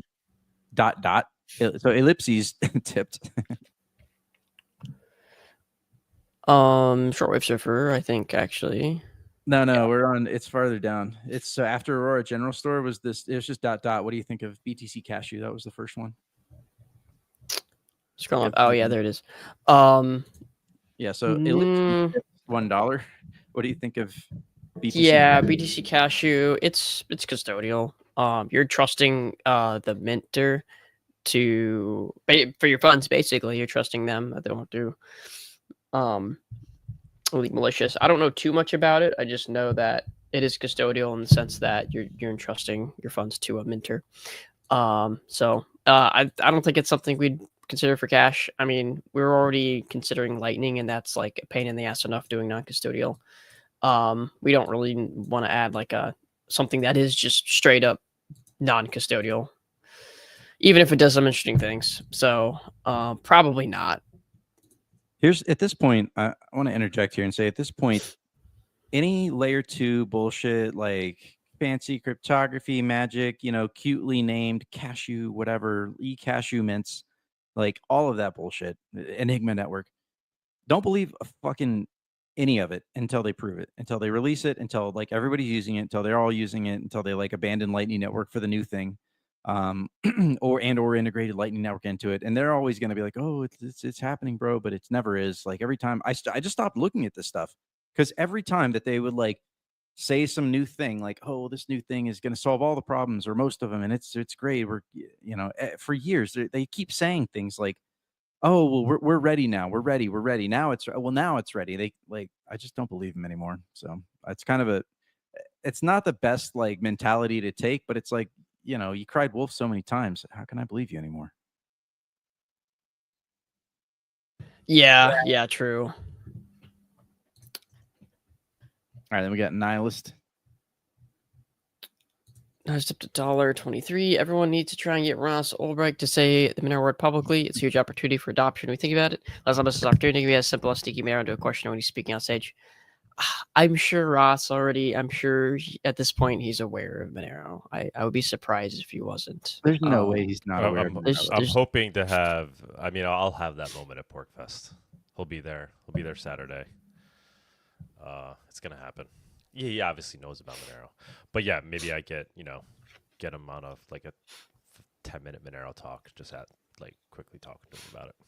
Yeah, well, now we're gonna get some indication at least of what his what he thinks about altcoins. And yeah, maybe we get him up on stage in our tent. I certainly can't promise that. I'm obviously not going to badger him, but I'll politely ask if he wants to jump up on a panel, and he might go for it. Seems like he's got a tightrope to walk, because the maxis were actually a big factor in, the political willpower to get a pardon for him. So, he's probably got a little bit. It was really the libertarian. It was the Libertarian Party, man. That really. It was the chairwoman of the Libertarian Party. She's the one that really got the job done. She basically brokered a deal with Trump. Interesting. It was at the Libertarian National Convention. That's like where the deal was really sealed. So, obviously, the Bitcoiners were, they were kind of running the Libertarian Party at that point, in a way. Not, I shouldn't say running it, but they had a large influence. But yeah, she's not an extreme Bitcoiner. The chairwoman of the party, Angela.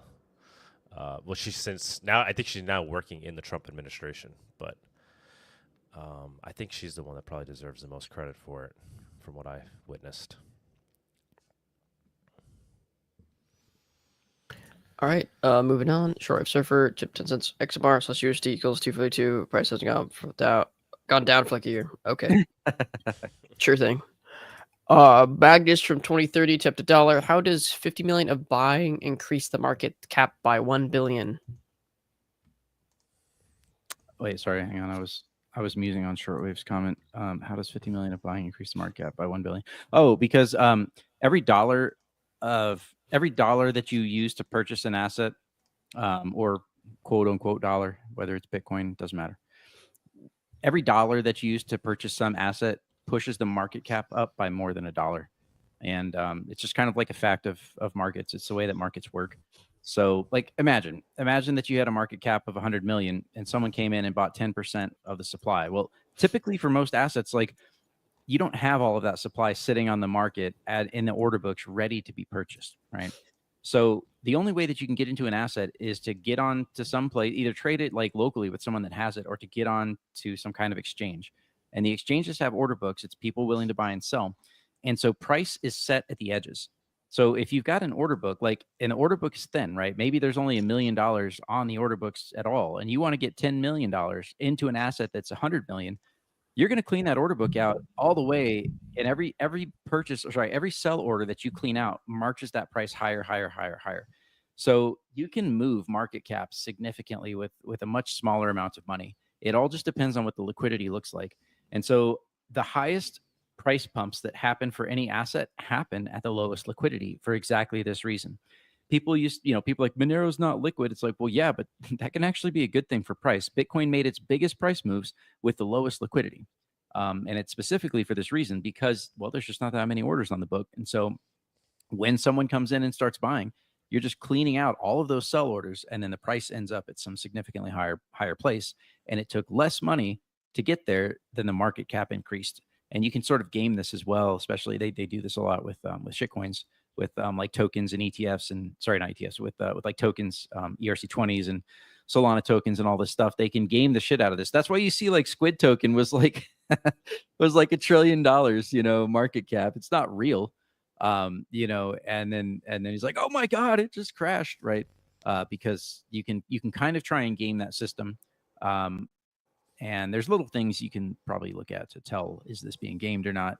Especially, is this a new asset that got invented yesterday and it's now $1 trillion market cap? That's probably fake, right? Whereas Monero is like, we have kind of a deeper market. You have real use cases, a lot of people actually using it. So anyways, that's kind of a long answer. Hopefully that makes sense for you, Magnus. All right. That was all the super chats. We have a couple other body questions if you want to answer them. Yeah, we got some of these YouTube comments. Roy asks, hey, Bawdy, last week I was asking you about DEX versus SEX. Can you explain a bit more? What controls do they have with the keys SEX? I thought your wallet would control the funds. And then he says later, For example, I have read the documentation about Starkware, and they have some kind of controls of the funds in the system. I mean, so you're asking, maybe I didn't fully understand that properly, but you're asking, how does a DEX does a DEX control your keys, or you're asking if a SEX controls you? The centralized exchange has your funds. Like, it's not so much that they control your keys, it's that they control your funds. And if you want your funds, they've got to send them to your keys, right? I don't know. I mean, some of these guys like Binance Chain, there's probably supposedly you're holding your own keys with Binance Chain, but they're running all the validators. So there's a question of, could they take your funds if they wanted? Probably, but they're probably not going to do that. But if you've got millions of dollars, maybe maybe they would. Maybe they'd actually need billions of dollars before they would start fucking with you in that way. Versus a DEX, right? A DEX is all just like cryptographically handled. You hold your own keys. You always hold your own keys. Your counterparty, you and your counterparty do a kind of cryptographic exchange that makes the swap atomic. Actually, that's atomic swaps. I think RetoSwap is based on arbitration. In fact, it is based on arbitration. RetoSwap is just based on a multisig. You've got three parties: you, the counterparty, and the arbitrator. If you and the counterparty both agree and you cooperate nicely, like you should, you both sign the transaction. The funds get transferred. But if one of you disappears, or God forbid, gets hit by a bus or something, then the arbitrator will come in, make the determination. You'll submit your cryptographic proofs. Really, your transaction proof that, hey, I did send the funds. He never sent it to me. And then the arbitrator will release the funds that were put up into the multisig. They'll release those funds to you. So that's a very bad way of explaining it. I'm sorry. I guess I'm just not on my explanation game this morning, but hopefully that makes sense. Tux, feel free to chime in there if if you can offer more clarity than the way I phrased it. I think it was a bit too long. No, I think it's fine. I have nothing really to add. All right. Sorry, guys. It's hard to bring all of these up. Especially when you're eating. Yeah, I am. Let's see. Yeah, we had another one. Yeah, unless you see anything else you want me to pull up, we can go ahead and move along. I thought I did see one. Hang on, let me take one more scan here. No, I guess that was it. Okay. Which sex does not mind if you send them Monero? It's Kraken. From now, it's Kraken. You can use other ones, but they're shady, right? They're a lot more shady. Probably the only other one that I would say maybe you could use is Qcoin. Qcoin seems to be okay. MEXC might surprise KYC you at any moment, and also they probably don't have any Monero anyway, so don't put your coin on MEXC. Just don't do it. You might never get that coin back. Qcoin, I've seen some peripheral indicators that they might be okay. They might generally have the Monero that they say. That's the only other one I would think about. Maybe Bitfinex, if you KYC'd with them and done all the stuff. Maybe Bitfinex, probably Bitfinex, but I don't know anyone that's actually used Bitfinex for Monero. I heard some rumors, but anyways, sorry, Doug. Go ahead, man. Oh, we have another XMR chat. Shortwave Surfer tip. Shortwave Surfer 2009 tipped 10 cents. RetoSwap 1.1.2 based on Haveno 1.1.2 has been released with a few nice UI updates. Have a look. Absolutely. Thank you for that information. I will take a look. Point release. All right. Thank you as always, Bawdy. I guess we'll be moving on. Peace. Let's do it. Thank you, Bawdy. Thanks, guys.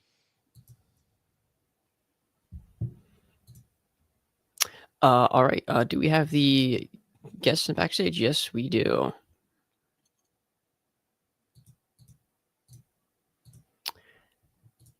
And yeah, I guess we're going to go ahead and move on into the guest segment.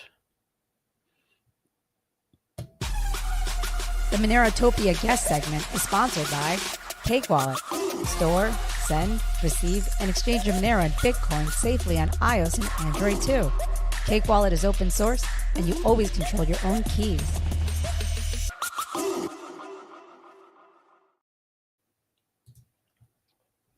All right. Alrighty. You've got Deverick and Napoly. What's up, guys? Hey, what's up? How's it going? Thanks for the invite. Yeah, of course, of course. Been waiting to have you guys on. Deverick, how's it going, man? I'm good, brother. How are you? Good. So yeah, tell us. I guess let's get right to it. Where are we at with the BTCPay server stuff? I know you guys have been running with the ball, and you have a CCS out there where you're looking for funding to get it to the finish line.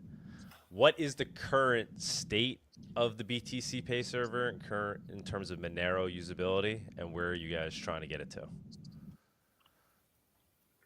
Napoly, you want to jump on that, or you want me to take it?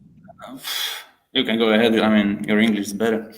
Yeah. So, I would say the current state of the plugin is about identical, if not worse, than where we were before.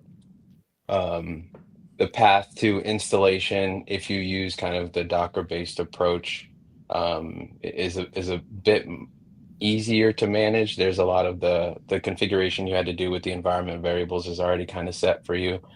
However, things like being able to set up your wallet is now broken.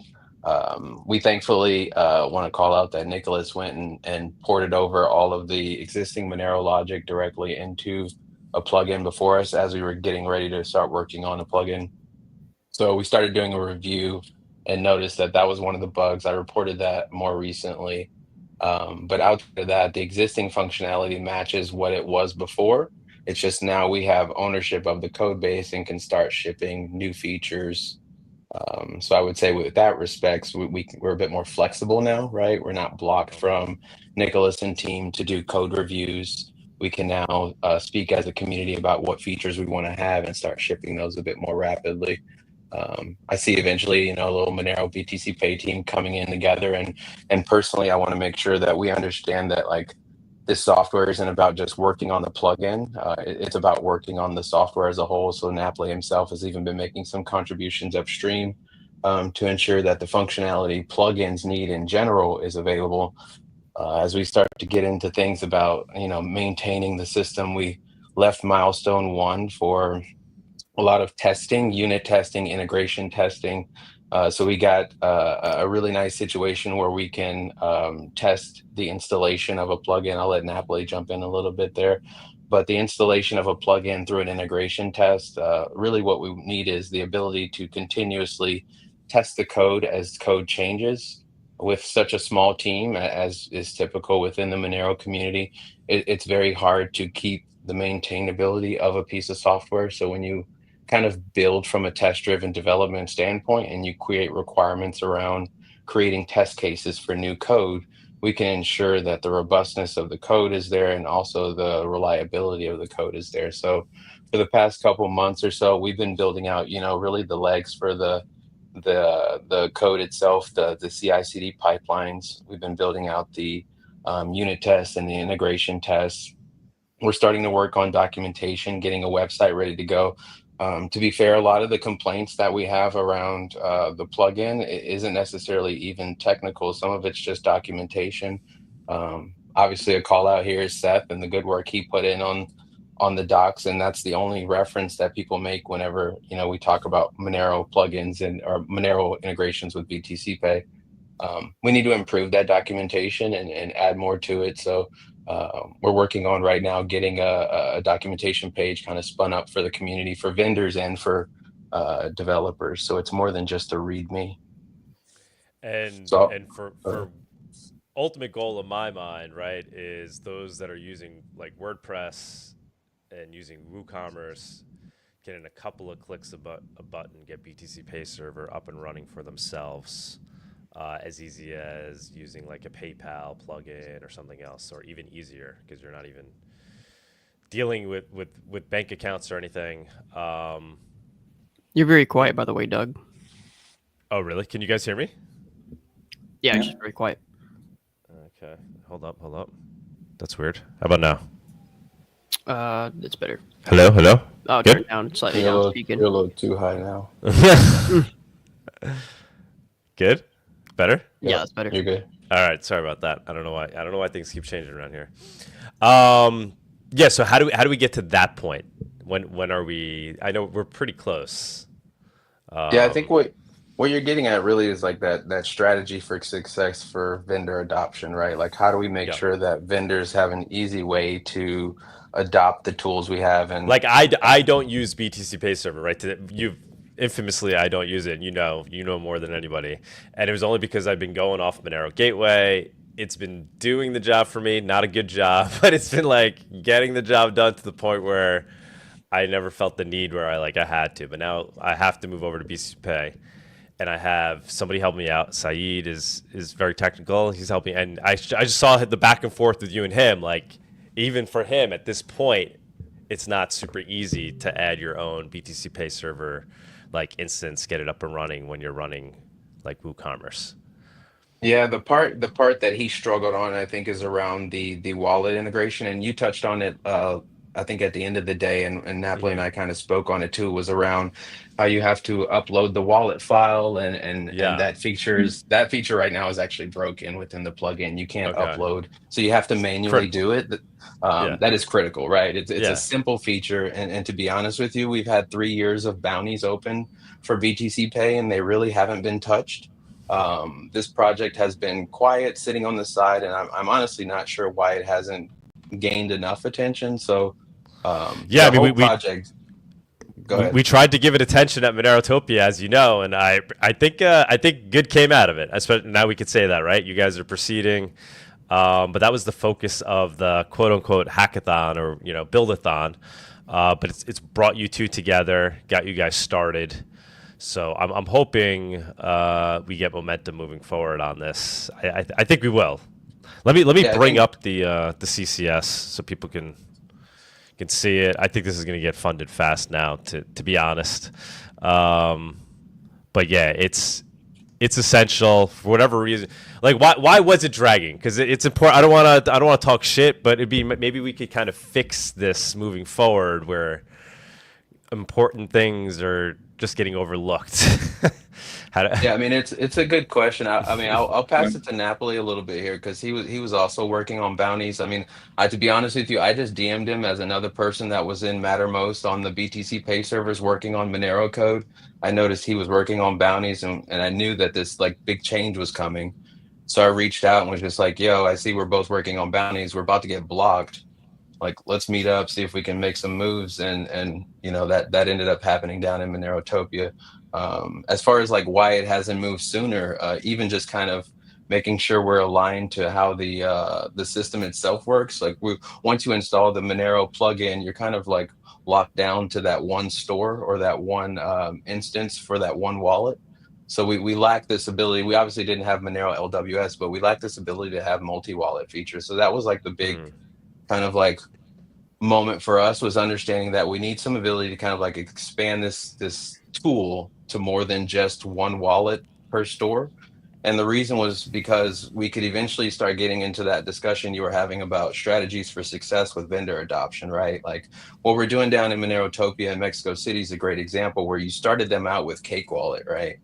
And at some point, the business matures and they decide like they want to run a store, but they don't want to run this infrastructure. And this is what you've been screaming at me forever, is like these guys, they don't want to deploy BTCPay. They don't want to do all this. Well, okay. Now we got you to deploy one, right? We got that working. Now what happens is that business walks up to you and they say, "Hey, now that you got that infrastructure running, can you open that up for public registration and allow me to run my store on your infrastructure?" You can offer. But when you say their store, what kind of store then are they? So then they're just opening up like a simple checkout where they're putting listing their items on it. Nope, they get a full back end service just as you would.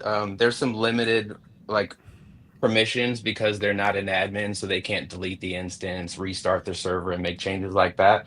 But they can leverage all the same plugins that you install, all except for the Monero one, because the Monero plugin is not multi-wallet support, so it's locked down only to the admin's account. So when you get a store, you get access to a payment processor. You get access to all of the plugins that go into Shopify, WordPress. You get access to the donation portal. So to be honest, I'm thinking in terms of right. I'm thinking in terms of a vendor. Most of them don't even have like any internet presence. I mean, I'm assuming some of them probably do, obviously, but definitely like they're using Instagram, WhatsApp, and all that stuff. But I think most of them don't have like a proper e-commerce store? They're using XMR Bazaar. Right. Yeah. So that's a solution. You feel I'm me? trying to Like, I'm trying to I think envision. I think we've been really hyper focused on this idea of this big vendor. Like we got a Walmart out here or a Newegg. When I think vendor, I think everybody on XMR Bazaar. And are we saying everyone on XMR Bazaar doesn't want a rich ecosystem where they can log into a BTCPay server instance, manage their own store, and then interface with their own WordPress, their own Shopify, their own whatever have you, commerce, whatever kind of plugin they have out there? This capability gives you the payment processing solution that moves a little bit more outside of the Cake Wallet solution and moves you into something that would allow you to give other users access to your store. So imagine you're a vendor with a partner like Napoly and I, and we want to sell a t-shirt, right? And we put up our view keys up in there. We want to start receiving payment, but I want Napoly to manage something within that console. I want him to add a new product. I want him to change prices or whatever.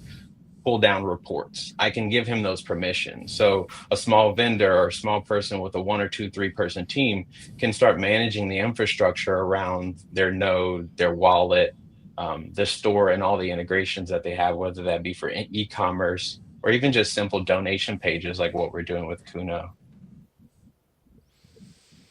I'm just imagining where we could take it by February 2026 when we have Monerotopia.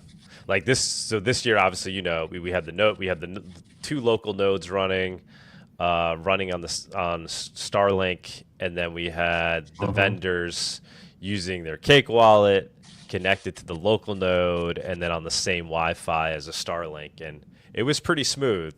How do you envision? What would the BTCPay server implementation look like in this workflow? And you know what it's like dealing with these vendors, right? We're like, it's got to be as frictionless as possible to get them to this next step, and it's got to be worth it for them. Like right now, it's pretty decent. Like they can use their Cake wallet. They're taking in. Sometimes things aren't syncing perfectly. Could it be that we have those little POS systems that they're trying to use at MoneroCon? Is that the potential avenue to go? It's really, again, it's a maturity state where if the vendor wants infrastructure, so one of the plugins is the POS system, and this is an obvious one where when you're in an in-person event, you have a console that you want to use to invoice payments, right? You want to create some type of QR code attached with a dollar amount. You want to show them the QR code. You want to quickly be able to map that up to certain products so the user that's interacting with the tablet isn't fumbling around with numbers. They're just tapping on the objects, whether it's a burrito or a taco, and then that's slapping up the receipt. You can make that self-serve. So you could have self-serve kiosks. The maturity there is around how they want to interface with their community, how they want to scale or manage their process. They can very well just use the Cake wallet, show the QR code and send the payment. They can have a kiosk, cash out type process using BTCPay. They can use an iPad. They can use their phone. At the end of the day, the funds would still go to Cake wallet, right? Like, so if the user has Cake wallet installed, like we were talking last night, they could export their view key. They can export their pub key, import that into their BTCPay store, and now all of a sudden all their invoice creation could happen from BTCPay. Right, which is a point we should touch. I don't know if you're listening in right now, but that's something that we need Cake to do on their end, right? To make it easier for people to create view-only wallets. Kind of. So Cake already has the view key and the public key there. What we really need to do, and I asked Napoly about this a couple hours ago, is we need to refactor BTCPay so we don't require this wallet file because it's just cumbersome. It doesn't work well for mobile all the time. And it would make more sense if you can just copy the pub key and the view key, kind of like we did with the Kuno, right? Where you can just smack that in there to see the incoming recipients. Or Monero Gateway. That's how Monero Gateway works, essentially. Yeah, we can refactor that. That has been code that, again, has been sitting there for 5-6 years. No one's had the bright idea to improve it. And I don't know why. I just don't know why. But we're here to make it. That's a small thing. It's not like it's hard for it to be done, and that's going to have a tremendous impact making it. Because even with my own experience, as Saeed's setting this up, he's like, "All right, let's get it going. Give me a wallet." It's like I couldn't just, pull something off a Cake wallet and get it going. I'd have to, So that would be a big improvement right there. with the GitHub now, and we set up the organization, so the repo is there. We want to definitely leverage the discussion sections. I know Cake Wallet's doing this pretty well, but we want to make sure that people are communicating and letting us know what those problems are, so we can start capturing them and understanding what part of the flow needs to be improved. This will be a continuous process, right, to make sure that we're staying kind of aligned with BTCPay and the way that they're working, and making sure that the experience feels good for not only vendors but customers that are interacting with the tool as well. Shout out to family, tipped us $10 on XMRChat. Appreciate that. Thank you, family. I think he might be jumping on one of these days. Yeah, very, very excited. And, big thank you to CoinCards, actually. They were the sponsor of the Build-a-thon, and Magic Grants as well. Yep. And then obviously Cake with their just contribution to the conference overall, but specifically CoinCards and Magic Grants really helped make that happen. And I'm thinking next year it would love to just continue on, the hackathon should just be us contributing, as many people contributing to the growth of the marketplace and improving the user experience of the marketplace. Like that should always be the theme of the hackathon.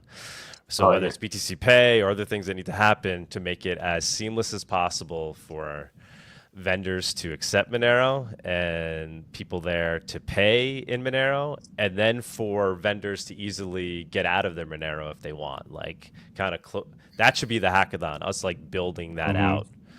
Yeah, which we're effectively doing there. Yeah, we need those plugins. I think Justin himself has from Magic Grants. I think they might have some kind of scripts or something they're using to send funds over to Kraken. But the previously leveraged plugin that was used, I think it was called Transmuter, that was used to send funds to an exchange to swap out. In my mind, and I'll let Napoly jump in if he wants to. In my mind, at some point, Havino has an API, and I can send my funds from my BTCPay server wallet or my instance or my keys directly to my Havino for a sell order, right? So if I'm cashing out, I don't need to go to Kraken, but instead I go to Havino. Right. We already discussed with Woodson. That'd be beautiful. Go ahead, Napoly. What do you got? No, I'm just saying, we already discussed this with Woodson, so this would be a next step once we are done here. So wait, and guys, explain that to me again. So now you're connected to Havino on the back end, so then people can. Not yet. No, not yet. What it would be. What it would be. So what would the user experience be for the user? Well, as you saw in Monerotopia, there were lots of merchants trying to exchange those Moneros back to pesos. Yes. And so this will be streamlined for them. They would get the money either physically, because there's on-off ramp. Yeah. On their account. I mean, yeah, that is awesome. And now you have them hooked up in a way where they can effectively, with little risk, accept Monero at any point. Not just when Monerotopia is in town, but at any time, because now they know how to accept it, and then they also know how to liquidate it pretty much instantly when they need to, so they don't feel like they're stuck. I mean, that's the hesitation with any of them accepting it, right? It's how do I turn this into my local currency? So that would be a tremendous step forward if we could make that easy for them. Exciting stuff. Yeah. We're going to get you guys both at Monerotopia again, you think, in February? You think that's possible? I'm not sure, man. I'm having a baby online, so... oh, come on, man. I already got a baby. I would like to congratulate you to your baby. Oh, thank you, man. And I've your wife because she was being born. Oh, yeah. She deserves most of the credit for sure. But yeah, no, I have a 10-year-old and now a 5-month-old. It's amazing. Nice. But yeah, understandable if things don't line up this year for you. Yeah, Deverick, I'm certainly hoping we could have you and we can continue this build-a-thon around improving the marketplace. Yeah, as long as I'm available, man, I'm there. Awesome, man. I will. Should we make the official announcement here, though? Now that we're kind of at the end of the call, I feel like it's a good time to talk about one of the sponsors that offered to help us along with this project here in Napoly. Oh, go for it. Is this something Sorry, that's been I'm announced yet? listening. No, this hasn't been announced yet. It's definitely a part of the project, but I wanted to make sure to highlight. We talked about sponsors, and I hope a couple people know Kuhn hosts the VPS provider that's out there. We reached out to Kuhn a couple weeks ago to talk about the multi-wallet feature and kind of the struggles of vendor adoption. They obviously use BTCPay. So they offered to sponsor us with a VPS server, and we're going to be using that server to launch the first community instance of BTCPay for Monero and with Monero support. So vendors that do not have infrastructure will now have something like a community version of a BTCPay server to log into, host their store. The infrastructure will not be a problem anymore. Fantastic. So yeah, so there'll be a place for people to go to easily launch the plugin. Right? That's awesome. Because that's the biggest gap, like you guys were talking about, is small vendors not being able to run that stuff on their own. Yep, exactly. I'm sorry, yeah, Derek. Who's doing that for you guys? Like, who's stepped up for that? Kuhn, Kyun host, their VPS provider. I don't know if you can pull them up, or I can share the link to him here.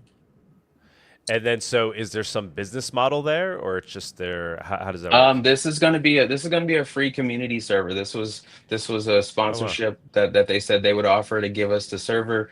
Napoly and I, just as part of this proposal, and I think I have it at the very end of the proposal, that we want to make sure we get an opportunity to launch the first community server, so we can really highlight the value of multi-wallet. The reason we're getting multi-wallet and Monero LWS support here is so that we can open the gates for community servers. And Bitcoin has had this for a very long time. And once we get this, the struggles of vendor adoption lessen, right? We have a way that they don't necessarily need the infrastructure, but they can accept payments with their plugin. So I think this was a critical component. And then the BTCPay team also gifted us with a domain.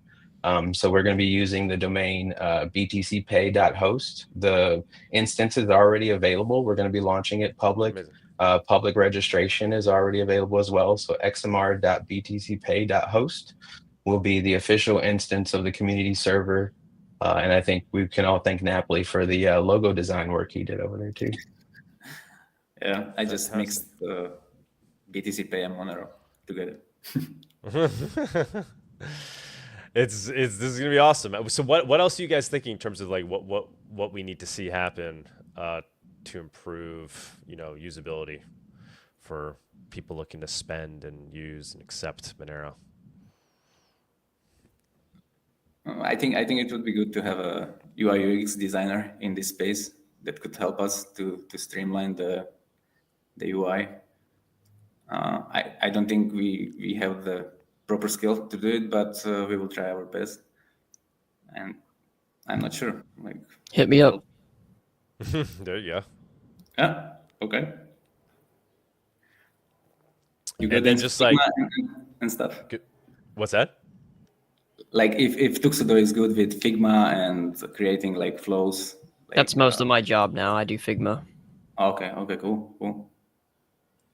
Yeah, Tux helped out with XMR Bazaar too. Mm-hmm. Yeah, that's another thing too. So thinking how eventually I think it would make sense for XMR Bazaar to be having BTCPay server like running on the back, like basically everybody's using BTCPay server. Well, I don't want to say it loud, but it might kill XMR Bazaar, right? Yeah. I mean, it's decentralized. Like, is XMR Bazaar decentralized? I'm not sure. No, I mean, it's not. There's a server where we host listings. All the transactions are peer-to-peer. So any payment, it's just people sending, Monero from whatever, their Cake wallet to another user's Cake wallet. It's never going through any any XMR Bazaar server. It's just the listings are public on a server that's hosted. Yeah. And then there's multi-sig built into it. I mean, and then we're scanning the transactions with view keys to see the transactions that are being, made, so that's how the order process works. But I'm saying eventually maybe it makes sense for us to run on BTCPay server instead. Yeah, I don't know, something I've been thinking about. Do you think would that potentially make sense? Yeah, I think so. I mean, why not? What are you, I mean, what are you using in the back end right now to do the scanning? I mean, because really, to be clear, like BTCPay is just like the front end interface that allows you to communicate with your wallet RPC and your daemon. And it does a really shitty job of that today. So I'd have a hard time like saying like, oh, it's really good at doing this and plugging into all these things when we don't have the feature-rich APIs and things that I would want to have. So I would doubt it. I figure if you've already got something built, it's probably better than what you could build in a week with BTCPay. Okay. You know what I mean? I mean, our checkout process is currently a little clunky, just the way it works. Like it's asking if users don't put in their. I think we've made it now where users can optionally put in their view key, and that streamlines the process a little bit more. Otherwise, it's like it's asking them like the sender to enter a transaction ID to prove that he sent a transaction. So it's a little clunky in that respect. So that's why I thought maybe BTCPay could solve that. I mean, we're trying to solve it on our own by just kind of mandating that users use their view key, and that will streamline it all. Yeah, we definitely got to get to Monero LWS first before we can even do any type of multi-wallet scanning, right? Like as soon as you boot up the Monero plugin, it's locked down to that one wallet. You'd have to shut that wallet down and open a new one. It doesn't scale. It's not meant for that with wallet RPC. So yeah, there's just a lot of maturity there before I think you can expose it to those type of platforms. But that's, I think, kind of what we're getting towards, right? Is like getting this like payment processor to have all the functionality that the back end could have, whether that's LWS or whether that's wallet RPC. In my mind, I could see 2 or 3 different instances running, like where you have the admin running wallet RPC on their one instance for their one wallet. You have multi-wallet to support all the users that don't want to run the infrastructure. And then I haven't really told Napoly this, but there's like this like remote RPC wallet and daemon kind of lifestyle where maybe a secondary store non-admin could point to a remote wallet RPC and a remote daemon RPC and communicate, and then you wouldn't have to run it on the host itself, right? You're just like communicating remotely, but there's discussion about keys and all that stuff that has to happen, and there's already kind of like security and privacy concerns that I think we have about sharing view keys and seeing incoming payments. So we just want to be careful of like the trade-offs that we're creating here. But yeah, for sure. For sure. Definitely, man. What do you guys, any insight into the full chain membership proof stuff? Have you guys been following that? Have you been following the researchers and devs on full chain membership proof? No. No, I've been swamped over here. Yeah, I don't want to put you on the spot. I got the Umbral stuff over here. I've been kind of getting ready to deliver on to kind of an integration with BTCPay as well. We got a lot of people running Monero nodes on Umbral right now.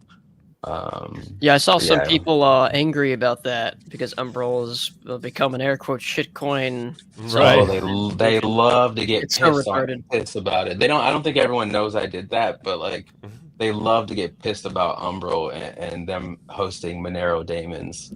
It's interesting. You snuck it in there, man. You got it in. Yeah. We get it in Start 9. It needs to get in the official marketplace for Start 9 as well. I think it's in the community server over there. I poked at it once, but I would love to see it get officially supported there. And then I'd love to see the Nodo run BTCPay as well. I think the dev that was working on Nodo had some misunderstandings about kind of how BTCPay runs. I think he thought there was a Docker dependency, but we can run it bare metal. I can show him how to run the .NET app bare metal, and we could totally get, every Nodo running BTCPay with multi-wallet support. It would just be interesting. Awesome. Yeah, we had the Monero Pay in there. Yeah, but yeah, no, that'd be fantastic. This will probably walk circles around that. Yeah. Fantastic. So I kind of ask you again, man. So I see you as one of the sages in the community here, one of the guys that's actually in the trenches, always trying to build stuff. What do you want to see, man, from the community? Where do you want to see people focus and put attention to, so that we could continue to push Monero forward from your perspective? That's a tough question. That's a tough question about Monero. I mean, we have to be realistic. So I be not only in the Monero community, but I'm also in the Bitcoin community, and I push really hard for payments, man. I push really hard for vendor adoption. So just like you within my local community, when it comes to running BTCPay server, I run a meetup group and it runs on BTCPay server. And when it comes to speaking to my local vendors and trying to get them to accept payments, it's hard as hell, man. It's hard as hell, right? And you can maybe get them to do the node, open their own wallet with Cake Wallet. But how do they scale and how do they manage that? They don't want to run their own infrastructure. And that's why I think the multi-wallet was important. I think we have to work better at education and documentation. I don't think we have good enough documentation. I think we do really great at all the technical pieces, but I don't think we speak to the community. I think we lose sight of how difficult it is for people to understand what we're doing, and Bitcoin's difficult enough. So we have a challenge here where we have to be better about how we present what we have. And I don't think bickering and fighting with Bitcoin is necessarily the solution either. We have to have more bridges, right? I think we need more bridging between Bitcoin and Monero, and some of the work I've been doing around Umbrel and this BTCPay work. I make sure to stay right in between those two communities, which constantly gets this like conflict, you know what I mean? Because from both sides, where one's like Lightning is better and no, Monero's more private, man. Like, dude, these are all tools. Like, chill out, bro, and like just go learn some shit. We all got some time to learn around here, bro. And if you're so good at learning shit, start building. Right. So like, I just don't think we have enough documentation. I don't think less we're less honest talking, with more ourselves. building. Right? Yes, sir. Please. Oh my god. Great work. Do you think we could talk about Monero Map? Yeah, we've had you up talking about Monero Map before. We could do it. You know, you're always welcome. Obviously, right now we're talking BTCPay server, but more than happy to. We were trying to figure out how we could even implement that into XMR Bazaar. Obviously, we have our own map on there, but maybe we could just add your layers to our map. So yeah, let's talk. You could jump up during viewers on stage. What else, guys? Otherwise, we'll move it along. Anything else you want to get the word out on? Yeah, I mean, I think those are the big ones. I want to pass it to Napoly. I know he's been quiet. He's in the shadows always and doesn't want to say too much, but I'm going to keep pulling him out of here, man. Yeah. If I may add something, like I would like to call upon influencers to not shield the vendor locking solutions, the middleman solutions. It's just terrible to see. Also, the Monero echo site is shielding those solutions. It's just sad. Oh, like which one specifically? Which one? Like the custodial solutions. Yeah. Custodial, or are we talking about Monero ecosystems, the GitHub? No, I'm talking about the web page. You know, the Monero echo. And there you can see like the payments are. There's also like XMRChat listed, which is, I mean, okay-ish, but it's not really a payment system. But well, I mean, where else are you gonna put that under, right? Yeah, that's true. You'd have to make it like a separate category. It's true. Yeah. But I'm not talking about XMRChat. I mean, there are other examples. Yeah.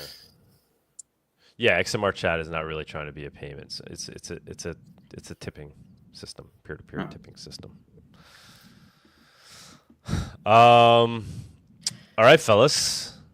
Oh wait, we got another tip from Family Tip. $5. When is Monero Nota getting out of pre-orders? It already is out of pre-orders. Well, we fulfilled the first 100 order, and yeah, now I guess technically we're doing another pre-order round. So. Yeah, we're not at the point where you just order a Nodo and we ship it to you. We have to producing them in batches. So yeah, if you want to speed it up, order Nodos. What's the big next big thing for the Nodo, other than getting BTCPay in there, obviously? We just want to focus. I'm just trying to get us to stay focused on the Nodo itself and just perfecting it, making it more usable. Obviously, I'm hoping Cake will implement Tor soon. Tux, you know if that's? I heard that one's coming soon. I mean, I would have loved to see that happen before PorkFest, because that's really the Nodo at its best. Because then you just open up your Cake, You run your cake on Tor on your phone. Yeah, and the then on main the Nodo, you're running on just click the tab to run on Tor, and then you can very easily connect to your Nodo and be connected to it outside of your own Wi-Fi network. Yeah, I mean the main issue is just the reliability of running Tor within Cake Wallet itself is, or I mean it was inside apps in general using at least this particular Flutter package it's incredibly unreliable, and it's way slower than using Orbot externally. So the experience is terrible. Oh, and I don't know if there's a way around that. Wow, that sucks. Yeah, so would like to get that usability part of the Nodo fixed, because that's really where I see the value, right? You want to be able to connect to your own Nodo very easily. You want to make it as the Nodo itself is very user friendly, but connecting to it via Cake Wallet or any of these other wallets, basically, it's if you're on the same Wi-Fi network, it's very easy. But if you're doing it via Tor, which should be easy, it's just hard to run the apps. Yeah, there's minimal setup. If it's not something we can get around, I would be more than willing to make some high quality tutorials on just downloading and setting up Orbot and running it. Because it should work on both iOS and Android. I don't know exactly what the difference would be on iOS, but my experience trying to run Orbot and running Cake and connecting to it hasn't been good thus far. But I don't know. So yeah, to answer your question, Deverick, just kind of focusing on the basics there, and maybe like trying to get some more funding or something so that we can bring down our margins here, order more parts and whatnot, and try to build that way. But I saw Harry Halpern talking about getting systems to run on NIM Mixnet.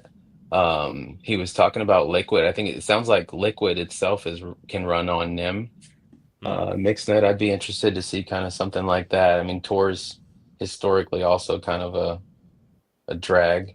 I don't know about any performance improvements or anything with using a Mixnet, but he said they're going to be working on it with the Lightning Network here pretty soon too. It'd be interesting to see what could happen over here. That's maybe something we need to think about. They've participated in Monerotopia in the past, and MoneroCon. Yeah, maybe we get them involved in the next Monerotopia. That'd be super cool. All right, guys, we could leave it there. Get on with our days here. We still have news, and then we're gonna do viewers on stage. So greatly appreciate you guys jumping up, guys. Let's get this funded. I think since you guys been talking about this more, right? I've seen it go up significantly. So they're at 106 now. Got to get to 273.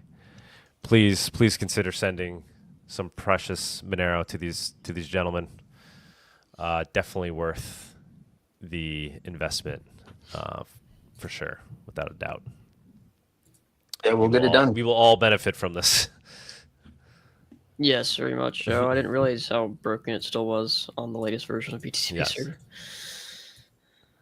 All right, guys. We'll leave it at that. All right, thanks, guys. Thanks for coming on. Appreciate your time. Appreciate you guys having us on. Thank you. Yeah, of course. Alrighty. All right. I guess I will go ahead and run the news. Right. And then after that, we'll get to viewers on stage. Let's do it.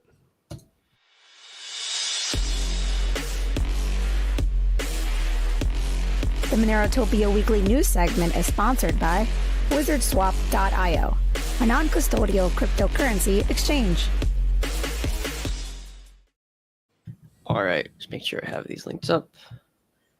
I think we are good. All right. Share my screen.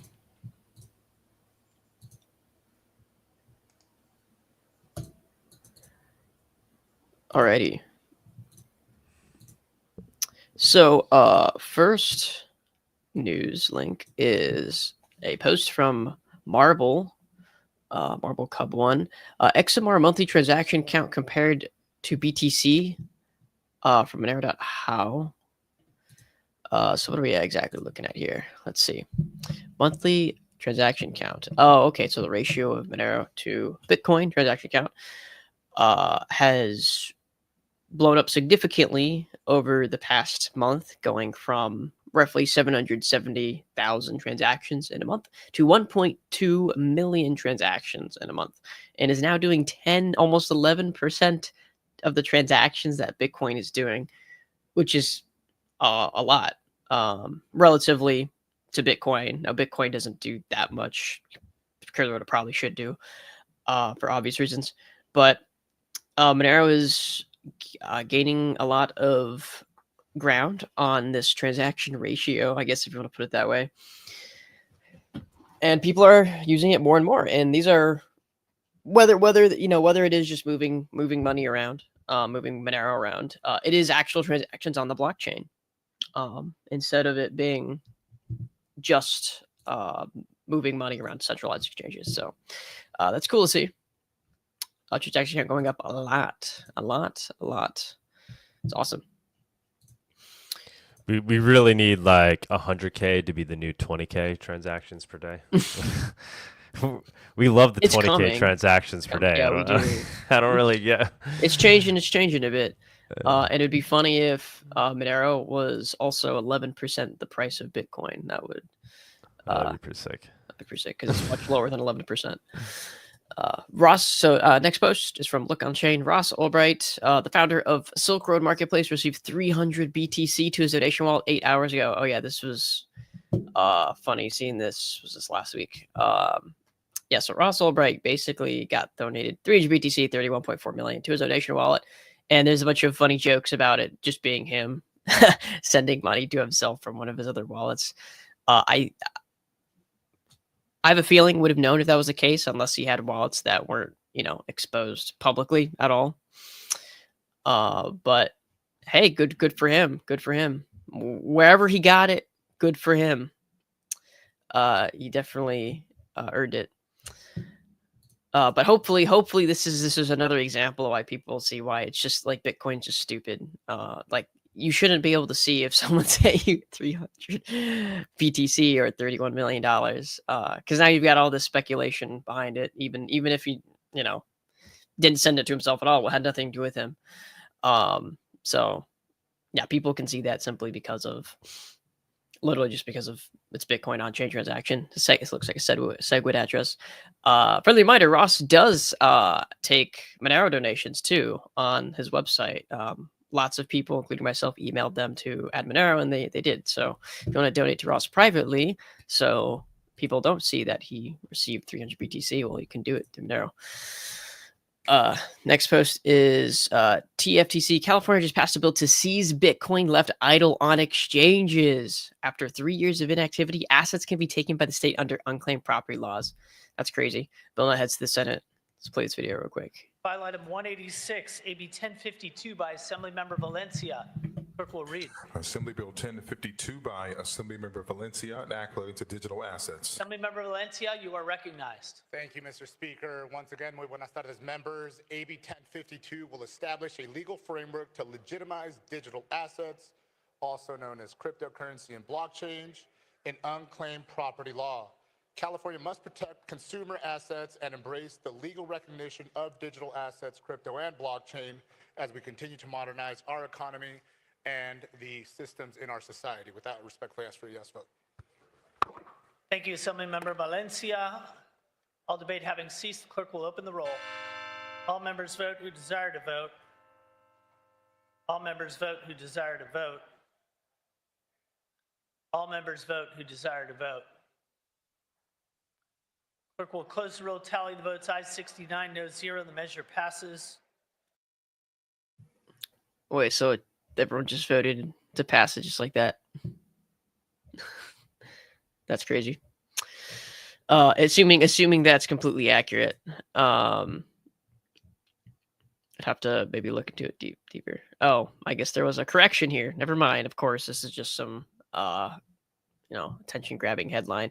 So, correction: California's AB 1052 does not mean the government will seize your Bitcoin. It applies unclaimed property rules to inactive exchange accounts requiring assets be held, not sold by the state. Your Bitcoin is Bitcoin at Bitcoin at any time. So the state will take the Bitcoin, but you still own it. It's still not ideal. that still kind of seems like they're almost stealing it in a way. But weird nonetheless. I mean, it's just like the more obvious like things that you have to do. It's just like, don't leave all this crypto on an exchange. Just don't do that, and you literally have none of those problems to worry about. Next up, we got a post from the U.S. Secret Service. Oh boy. Criminals use cryptocurrency mixers, also known as tumblers, to launder illicit funds. International criminal organizations, such as the Lazarus Group, use the CoinJoin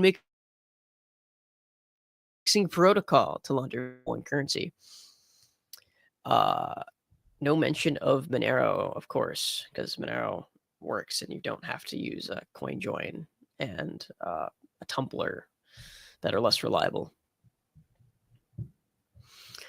So the U.S. Secret Service has why the Secret Service put this out, I don't know. But they put an advisory, a public advisory on mixers. Interesting, to say the least. I didn't think this was something that the U.S. Secret Service would do, but here we are.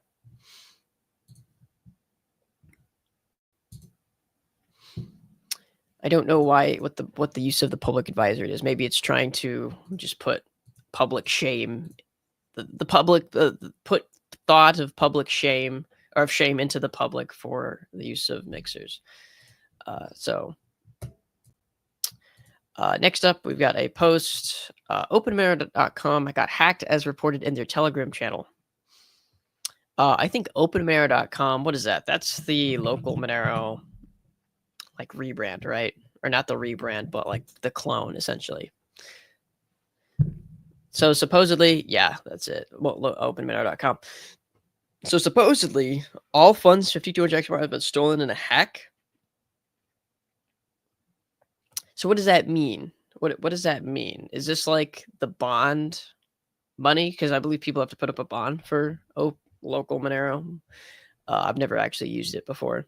How does all that XMR get hacked? Whose XMR is it? Did they just do an exit scam? Maybe someone can fill me in a little bit. Oh my gosh, what happened to my screen? It's gone. I have no idea how long my screen was gone for. I hope it wasn't gone too long. Well, there we go. At least you guys can see it again. Oh yeah, so OpenMonero.com hacked. And the rest of the, so there's some specific details here. Monero hacked, login is temp disabled, 55 to 200 XMR stolen, vendor funds equals 55 XMR. The rest of the stolen funds are from normal users, buyers, etc. I may release the backend source code to identify the vulnerability. So yeah, I didn't realize that vendors had Monero like stored custodially on their platform, and users did as well. I didn't think that's how local Monero worked. So XMR Bazaar does not work that way, by the way, and we just added exchange listings. So don't accuse us of hacking, but good timing. Yeah. That is weird. But yeah, I was never going to use OpenMonero.com to begin with because I couldn't really tell if it was legit or not.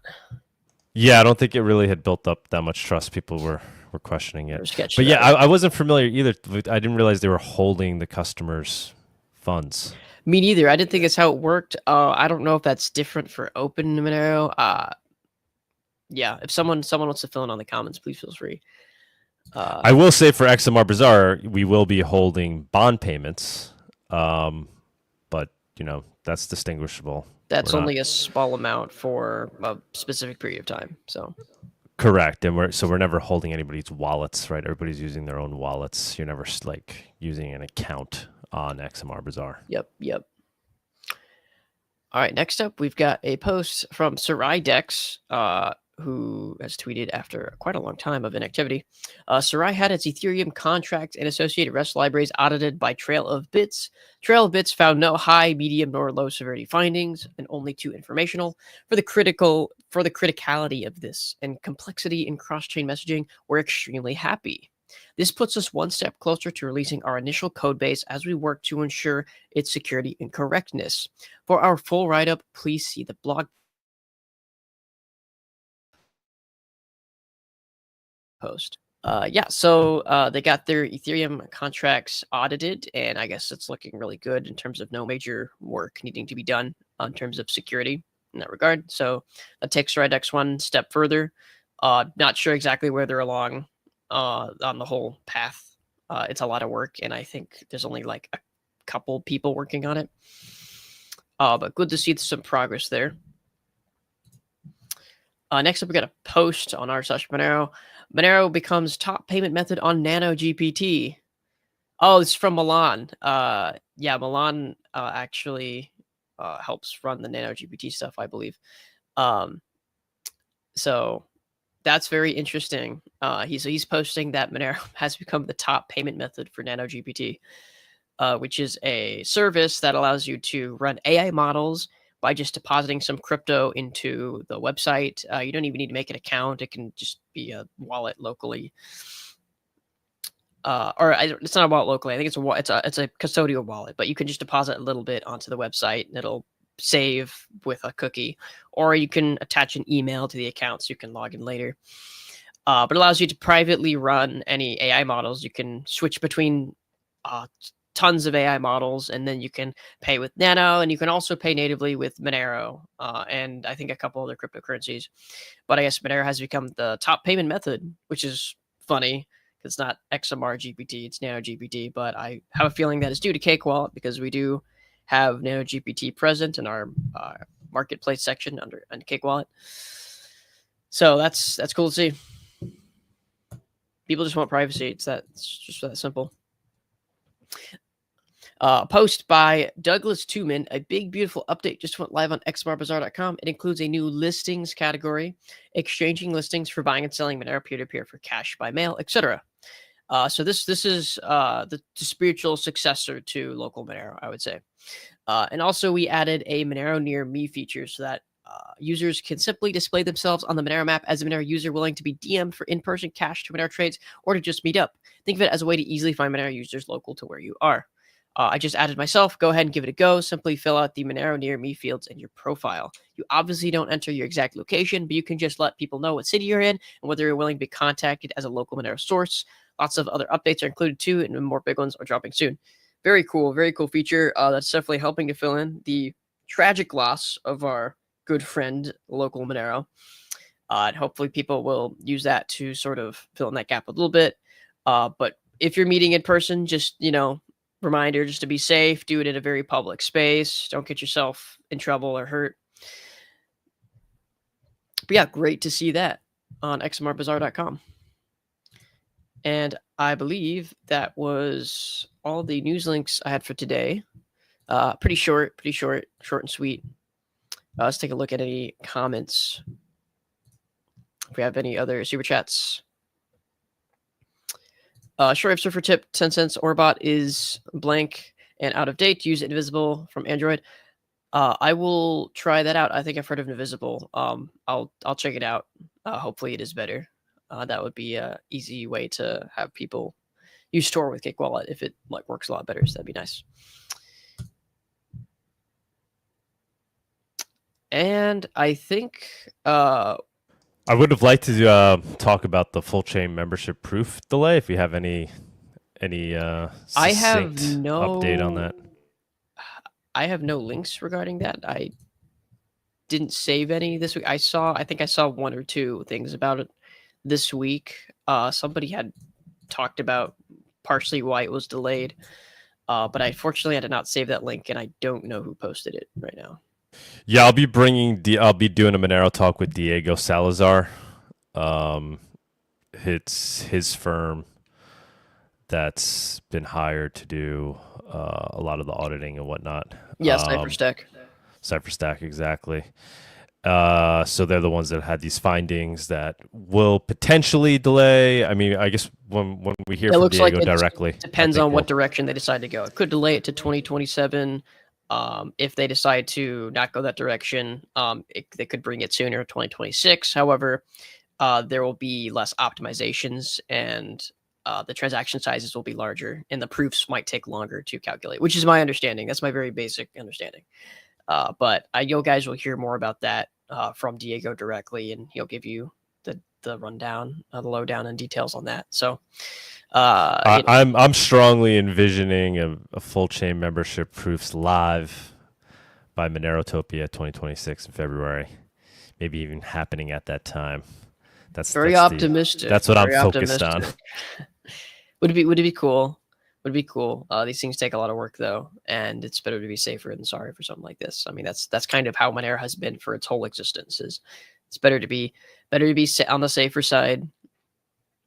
But yeah, full chain membership proofs would be really nice to see it, even like sooner, like beginning of 2026 would be really cool. And we're getting to a point where we're really starting to need it, because for a long time now, rank signatures and the decoy selection algorithm has been the kind of the crux of Monero and the one downside in terms of its privacy. I mean, it still provides a lot of privacy for most people, but it's not foolproof. Full chain membership proofs are much foolproof. So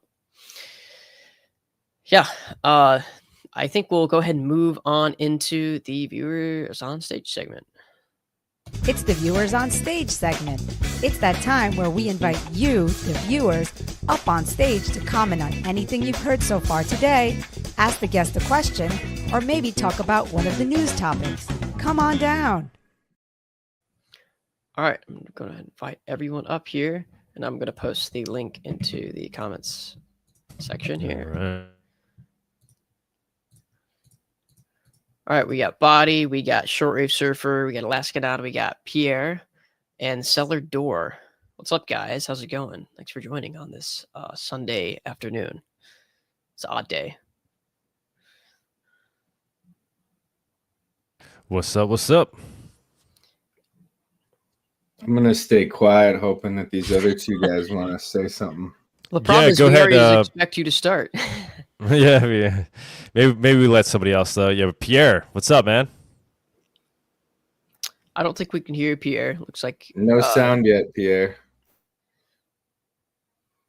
I'll have to switch your mic in the settings.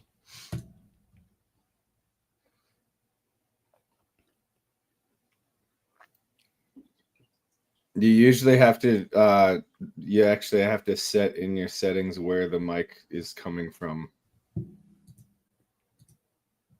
Yeah, in the StreamYard settings, and then under audio.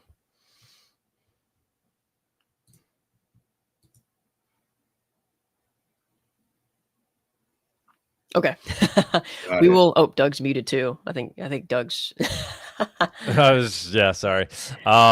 We'll move on. Wait for Pierre. Cellar Door, would you like to say anything while Pierre is fixing his stuff? You guys hear me? Yeah, sorry, I got to juggle mute buttons here. So I'm curious with Ulbricht's speech that we watched last week. I watched it a couple of times. I'm just kind of curious if any of you guys can kind of point out specifically from the speech things that kind of stick out to you that make you feel like it was such a particularly good speech. Personally, I agree he's a good speaker, and there were a couple of things he brought up. The state of mind thing, and but he was on the inside, him getting on with the other prisoners, writing letters to kind of move the administration into getting the things that they thought they needed or deserved, or things like that. But myself watching it, I pull off a lot from it, and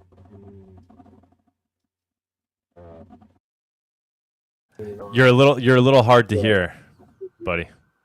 We heard you, but you're a little quiet. Yeah. Can you get a little closer quiet. to your mic? Right. I don't know if you can hear. You can't hear us. A lot of that stuff didn't really hit with me a whole awful lot. As far as from where I'm sitting, him getting out was basically just a political ploy, to try to runner, some support on some end for that. I don't know, but I was just curious. Anybody that's up, what's your opinions on it? I don't know. You're a little hard to, yeah, a little hard to hear. I didn't really hear the criticisms of the speech itself, but overall, I mean, we talked about it last week. I thought it was a great message. He's kind of standing up against Bitcoin maximalism, saying we need to be unified in terms of cryptocurrency in general. Realize that all of us in crypto are working for the same end, or at least we should be. And Ross is very much opt-out focused. He's in it for all the right reasons, and I personally think he's having a great positive effect. I do think the Trump thing was, a hostage situation, as Aaron Day likes to portray it. And it worked, and they got the Libertarian Party behind them. And Trump actually, didn't renege, and he freed Ross, right? Granted, Trump has Palantir now running the White House, so you're getting that with the good with the bad.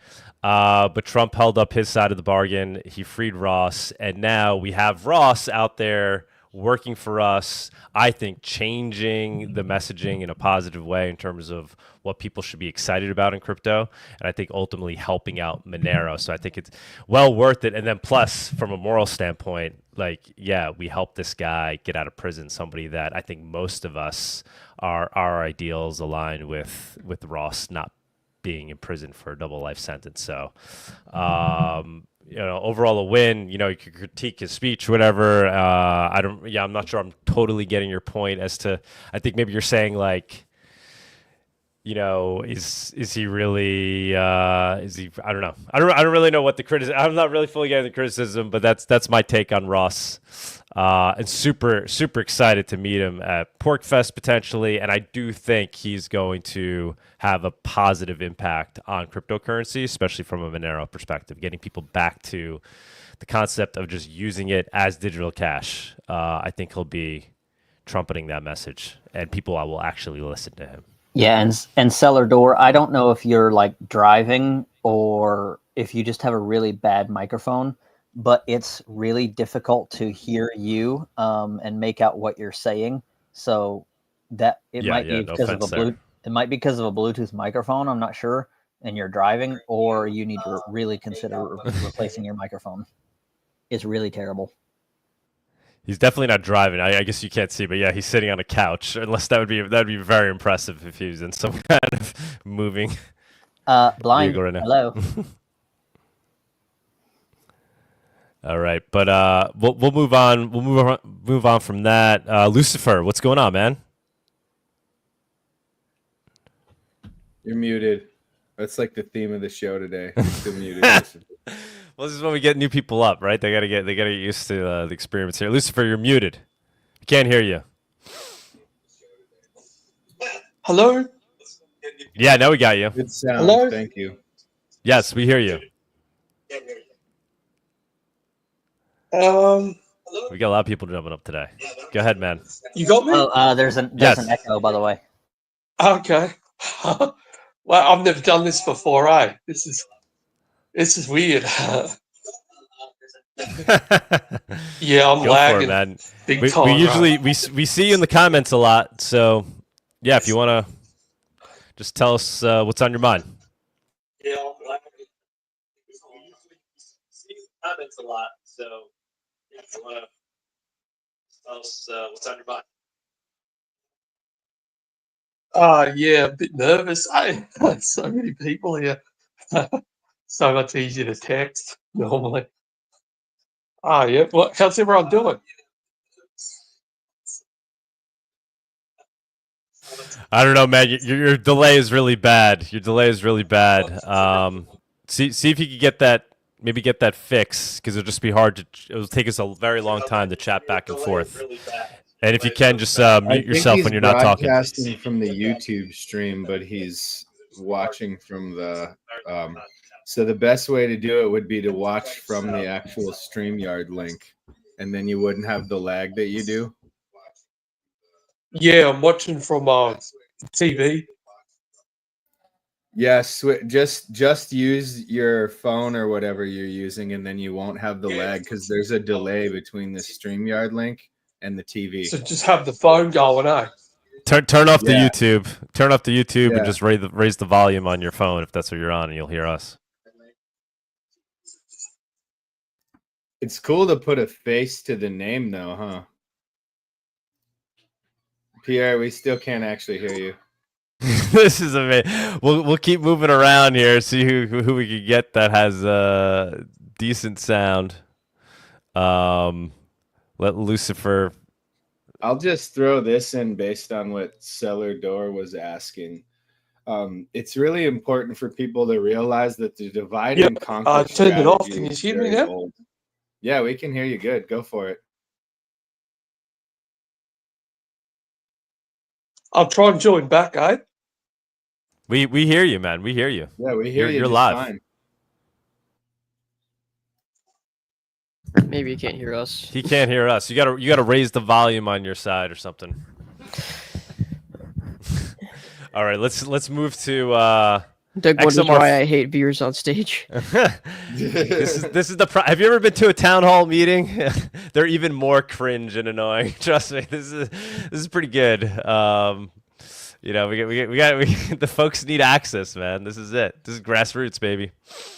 XMR family, give it a go. Let's see what kind of sound setup you got. I mean, I think I know how to work the microphone slightly. Yes, perfect. Sounds It's like beautiful, talking on the Pierre. phone. Yeah, I don't really have much to say. Just lazy Sunday, but I don't know. I think I'm looking forward to the BTC, like the Bitcoin Policy Summit that's happening down in DC on June 25th and 26th. Kind of excited. I'm still trying to figure out my plans. I got a lot going on, but You think you're gonna make it up to Porkfest? I don't know. I have so much happening at the end of this month that I gotta try to organize my life a little bit, and that's a little challenging. All right. What is this BTC policy thing that's what are we expecting to see come from that?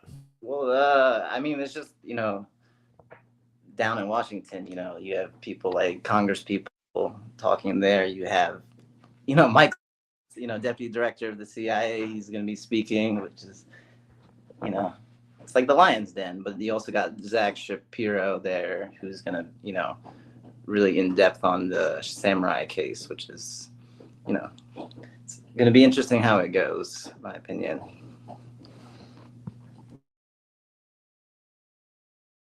For sure, it'll be interesting to keep an eye on that with all the legislation that's being proposed now, right? The Genius Act, all these things.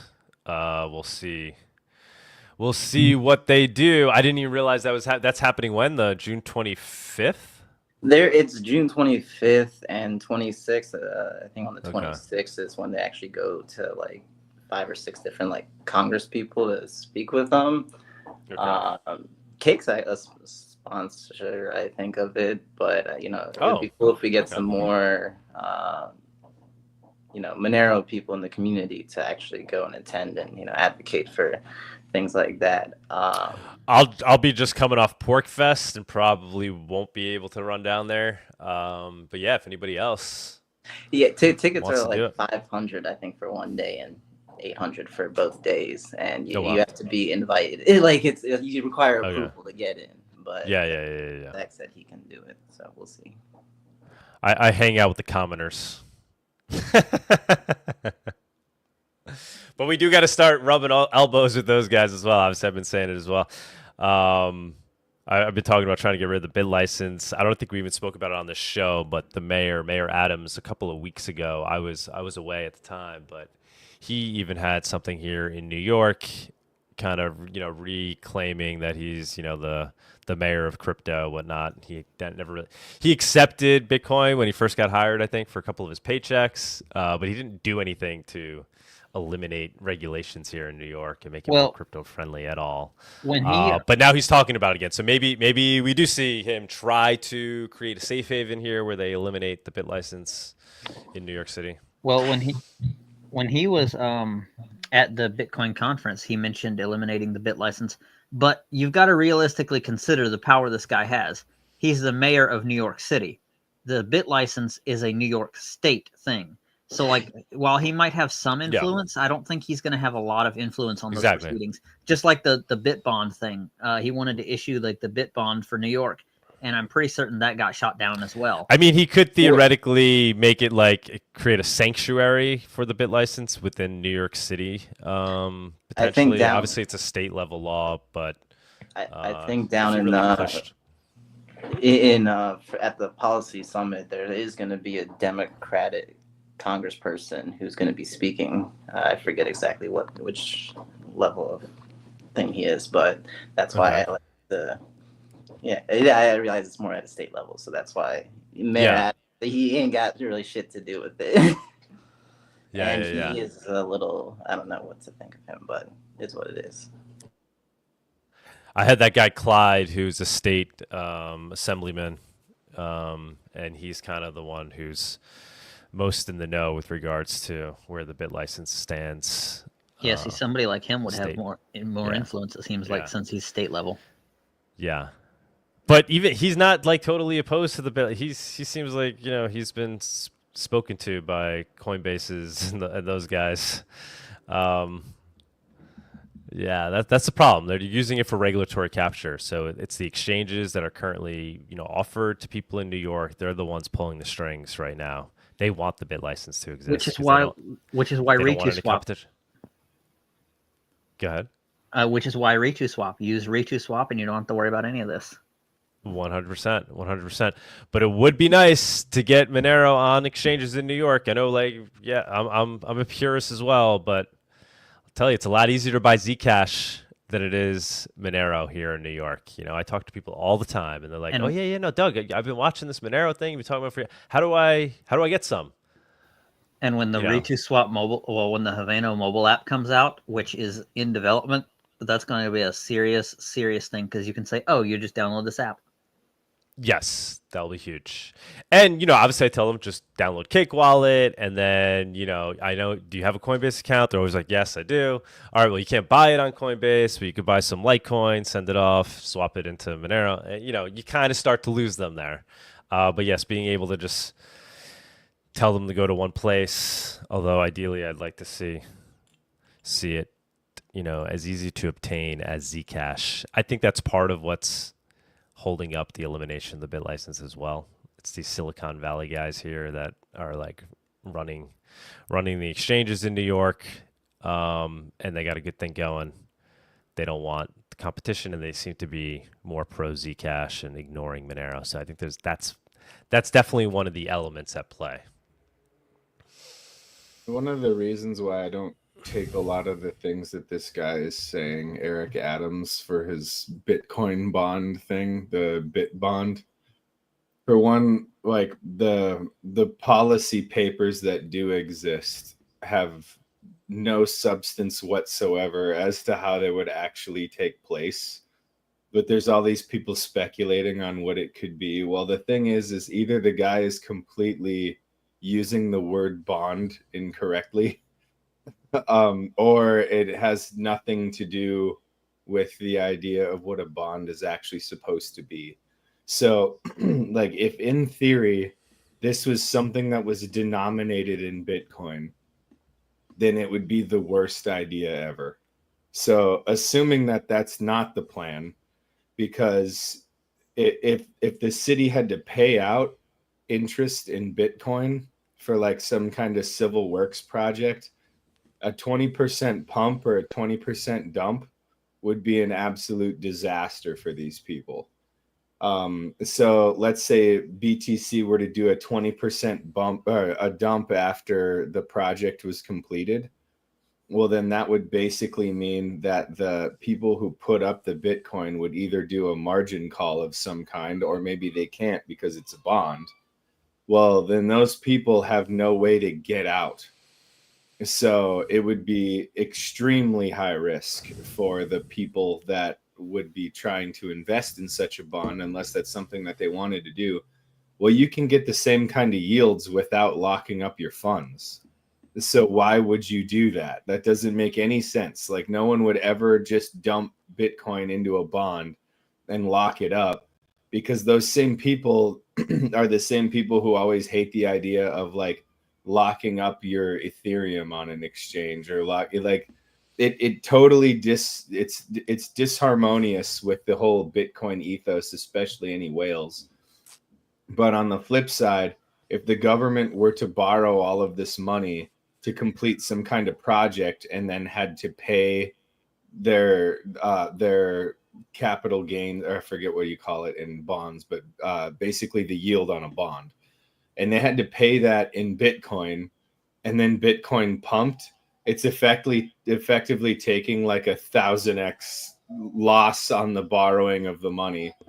So then the next thing that you're thinking is it possible that they're talking about taking the Bitcoin, turning it into fiat, and then off-ramping back into Bitcoin to sell it?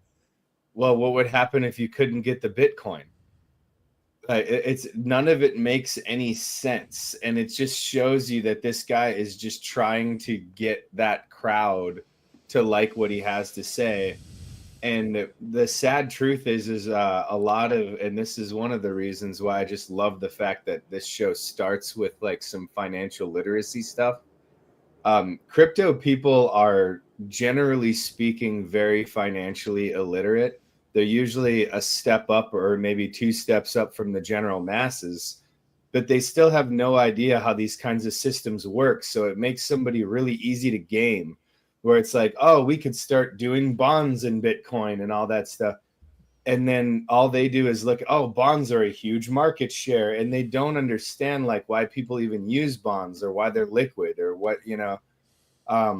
So it just makes no sense, this idea of a bit bond. From anything that I've been able to read, he's offering no clarity on because I mean, that's a gamble I would take, right? Where it's like, okay, I can borrow New York City like 1 Bitcoin, and then if the price pumps, then they have to go find all that Bitcoin, you know. So that would be kind of cool. It'd be a great way to stab the government in the heart. I'd be all about it, right? But but if they don't understand that, then they're obviously not serious about doing it. So and it really does bring it back to what Celador was asking about, what the Ross closing statements at the Bitcoin conference. I'm pretty sure that a lot of people missed. It's kind of like this concept of hiding your power level, right? Like not telling people just how far you've actually made it. And I think that there's a reason that he used bees. There's this old black-pilled commentary about bees that most people are unaware of. Well, he was using wasps, not bees. Yeah, I think that he said wasps for a reason, though. The BTC maxis use the hornets, right? Yeah, so he's talking about a lot of things underneath the things that he's talking about that kind of power the idea.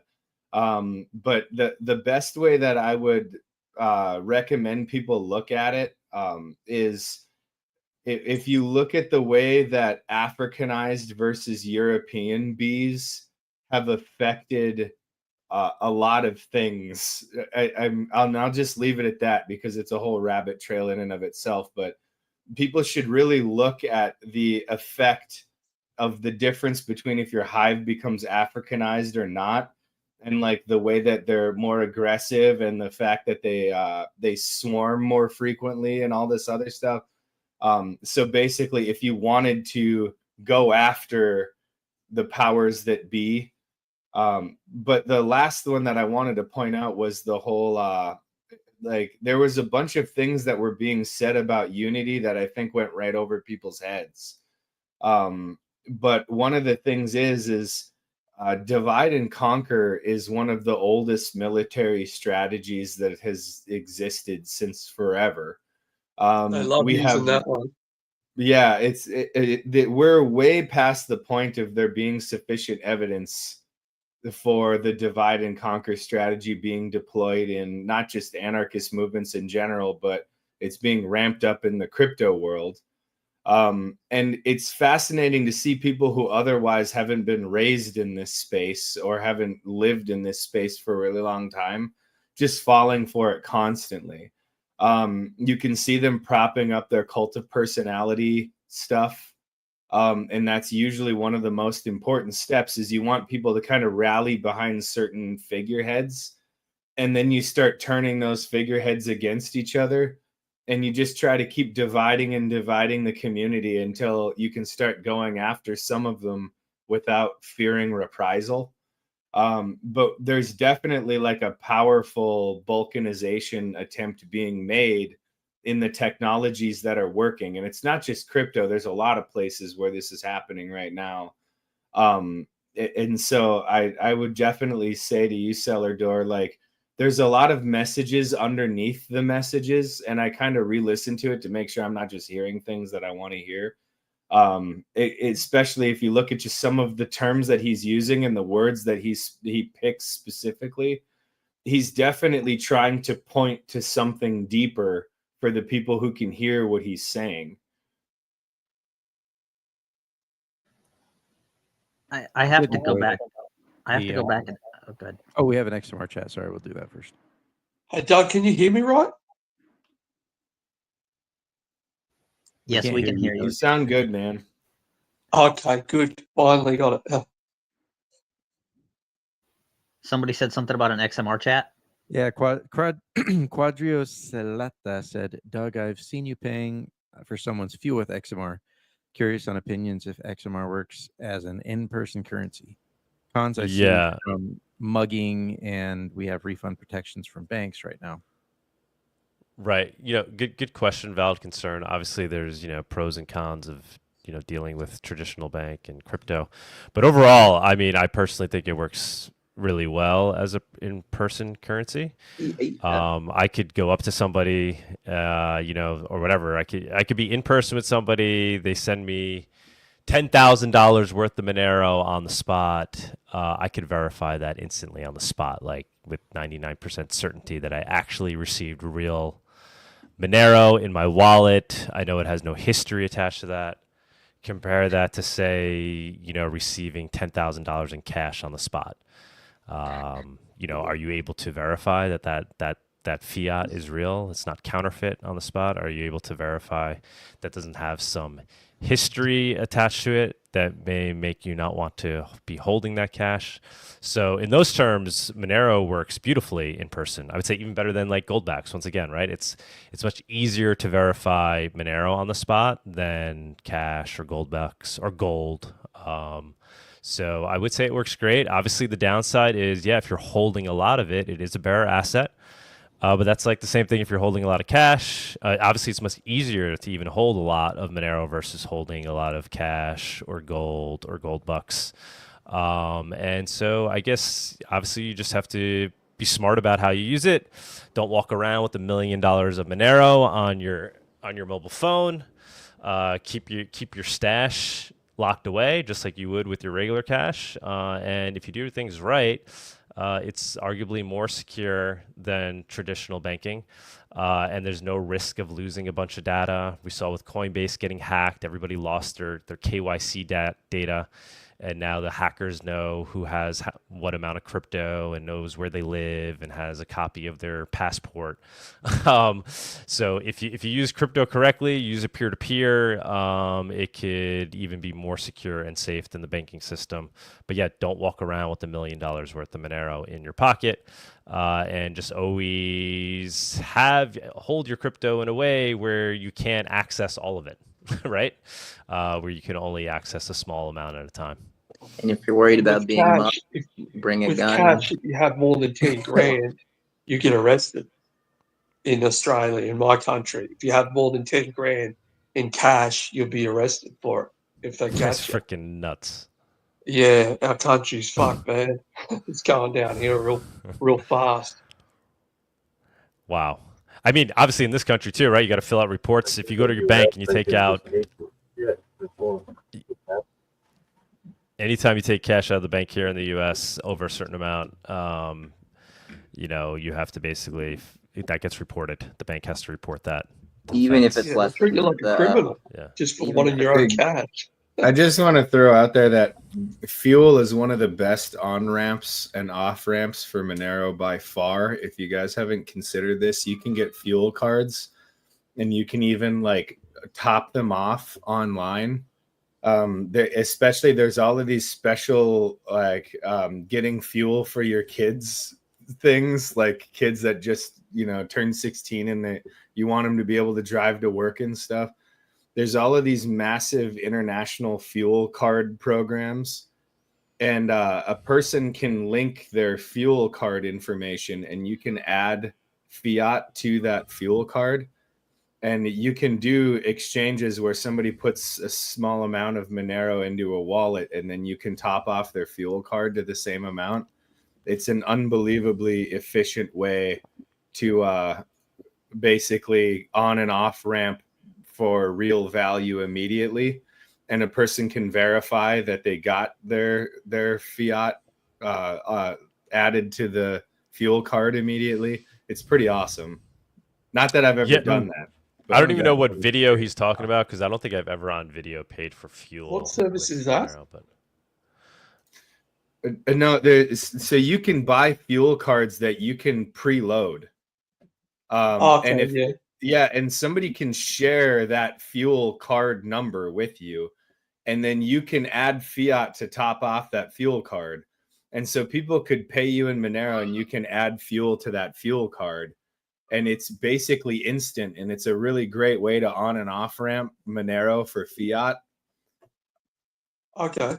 Yeah, I still think cash is king and better than trying to use a fuel card. Just my opinion.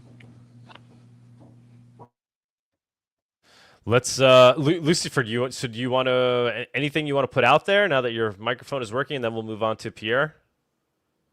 Yeah, I just want to put out that, you know, I really feel that the Monero economy, it needs to focus more on servicing everyone's needs first, and then everything else comes after that. Like, it needs to provide a way for people to pay for their needs in Monero first and foremost before anything else. You know, and then like everything, all the stuff that people don't need, like cigarettes or whatever. You know, do whatever you want there. But I feel like a lot of the community should be focusing on servicing the needs first and foremost, because then that will create this parallel economy to the corrupt financial system that we got now, which is what we need first and foremost, in my opinion. So I'd really, 100%. I just want to put that out there. I'd really like. Be the change you want to see in the world. This is why I sell tampons, condoms, deodorant, etc. And Coke on XMR Bazaar. Oh yeah, you can't live without your Coke. Yeah, Coca-Cola. It's not that other kind. Well, it's actually not. It's actually Coke. not Coca-Cola. It's called Sam's Cola, and it's the knockoff brand. You know, the cheap shit. Who's buying that for Monero? That's pretty funny. Oh man. Hey, some people need their caffeine fix. Yeah, no, I know. I sell coffee for Monero. I know. Yeah, but no, Lucifer, I agree 100%. And like XMR family saying, be the change you want to see. Start selling stuff for Monero, and people are doing it on XMR Bazaar. But yeah, we just got price your stuff in Monero. That's a little bit of a harder sell for everybody right now. I love that you're constantly pushing everybody in that direction. But yeah, So let's just get people using it. Yeah, my country. It'll probably be an AUD. I can't wrap my head around USD and all that. Related to this topic, we could segue to Pierre because he's working on Monero Map. So that's all about adoption, people using Monero. That's what we're doing at XMR Bazaar too. I think we've had him up in the past as well. Give us the update. I know we talked about maybe trying to integrate it into XMR Bazaar in some way. Definitely open to that if it makes sense, if we can make it work. Pierre, what's going on, man? Yeah, I hope you hear me now. I hope yes. Everyone is doing great. Yeah? Yes, we hear you. We hear you loud and clear. And so yeah, I'm fine. I'm fine, thank you. A bit of an echo, but I will do with this. So we have a great. We did a great work with the map, and I just sent you an email yesterday about how we can embed the XMR Bazaar in the Monero merchant map and the merchant map in XMR Bazaar, and I can share And this. how do we preserve our layers, right? So, because right now we have the Monero near me, and we have everybody's listings pop up on the map, and the business listings pop up on the map. Mhm. How do you envision those working together? I think your goal at the beginning was to reference the products, the peer-to-peer products people want to sell and buy and sell, and our goal is only to pin the merchants that accept Monero, the local merchants. So it's not peer-to-peer like XMR Bazaar is doing. So I think it's mixing great. And eventually, I would like to talk to Vic on this topic about integrating the Monero map and maybe the XMR Bazaar into Cake Wallet. So when people have Monero, if my grandma gets some Monero, she just tells me, yeah, but what's next? So the next move is spend at local merchants and also buy some good products at XMR Bazaar, I think. What do you think about it? Yeah, so like I'm saying, so right now we have a layer that shows the listings, right? We have another layer that shows the business listings, which basically is what you guys do. And then now we have another layer that shows Monero near me, just anybody that wants to put themselves on a map as somebody that they're willing, they live in whatever, New York, Warsaw, wherever, and they're saying, I'm willing to be contacted, DM'd, and do in-person trades. So I see, so we have the business listings, you also have the business, so I'm just trying to figure out how we make them both work together in one map. Maybe we just bring your data into what we're showing, right? Yeah, maybe or vice versa. Or you bring our data into yours. Yeah, maybe we just link each other's website first. Maybe it's a simple step, and then maybe we can. I think by our side, maybe you can share the screen, but maybe in our website we can just have an XMR Bazaar. Thank you. How do you call it? Tab, XMR Bazaar tab here, and this is direct linking or integration of your website. I'm really open for free. This will be open sourced in 2 days. Are there any protections against like malicious actors and spam protection? There is a warning at the beginning of when you launch the website, the map, that tells you to verify the URL. Except for that, if the website goes broken, it's not a problem because code will be open sourced, and also the data is not on. The data is on OpenStreetMap directly. So as soon as OpenStreetMap is fine, we are fine too. Yeah, but if you wanted it integrated into say something like Cake, I'm sure they would be anxious about like malicious people, like doing like trying to really spread bad things. What do you think about as hacking, or what do you think? It's interesting. I think it's more or less about verifying that these businesses actually do exist and actually accept Monero. Just putting my red hat on for a little bit, like I could put something on this map and then like walk somebody down into a dark alleyway and, grab their phone or them, Yeah. For user friendliness though, like, spam, like if it actually becomes very, very popular, then, people could get overwhelmed with the amount of listings. Just my opinion. That's why somewhat central, trying to balance centralization and open sources. Yeah, I understand. I think maybe one of the merchant could be malicious. I would like to just throw a counter argument to that though with XMR family. The thing is when acceptance of Monero gets to a certain level of it's just ubiquitous, even if it's just regionally. You eventually get to the point where you're not using a map to find people who accept it, because it's the exception, not the rule. So the minute that you no longer can even read a map like this because there's just pins everywhere is also the minute that you don't actually need it anymore. So I think that would actually be an amazingly good problem to have. Yeah. I agree with this. Yeah, the credit card accepted wear map.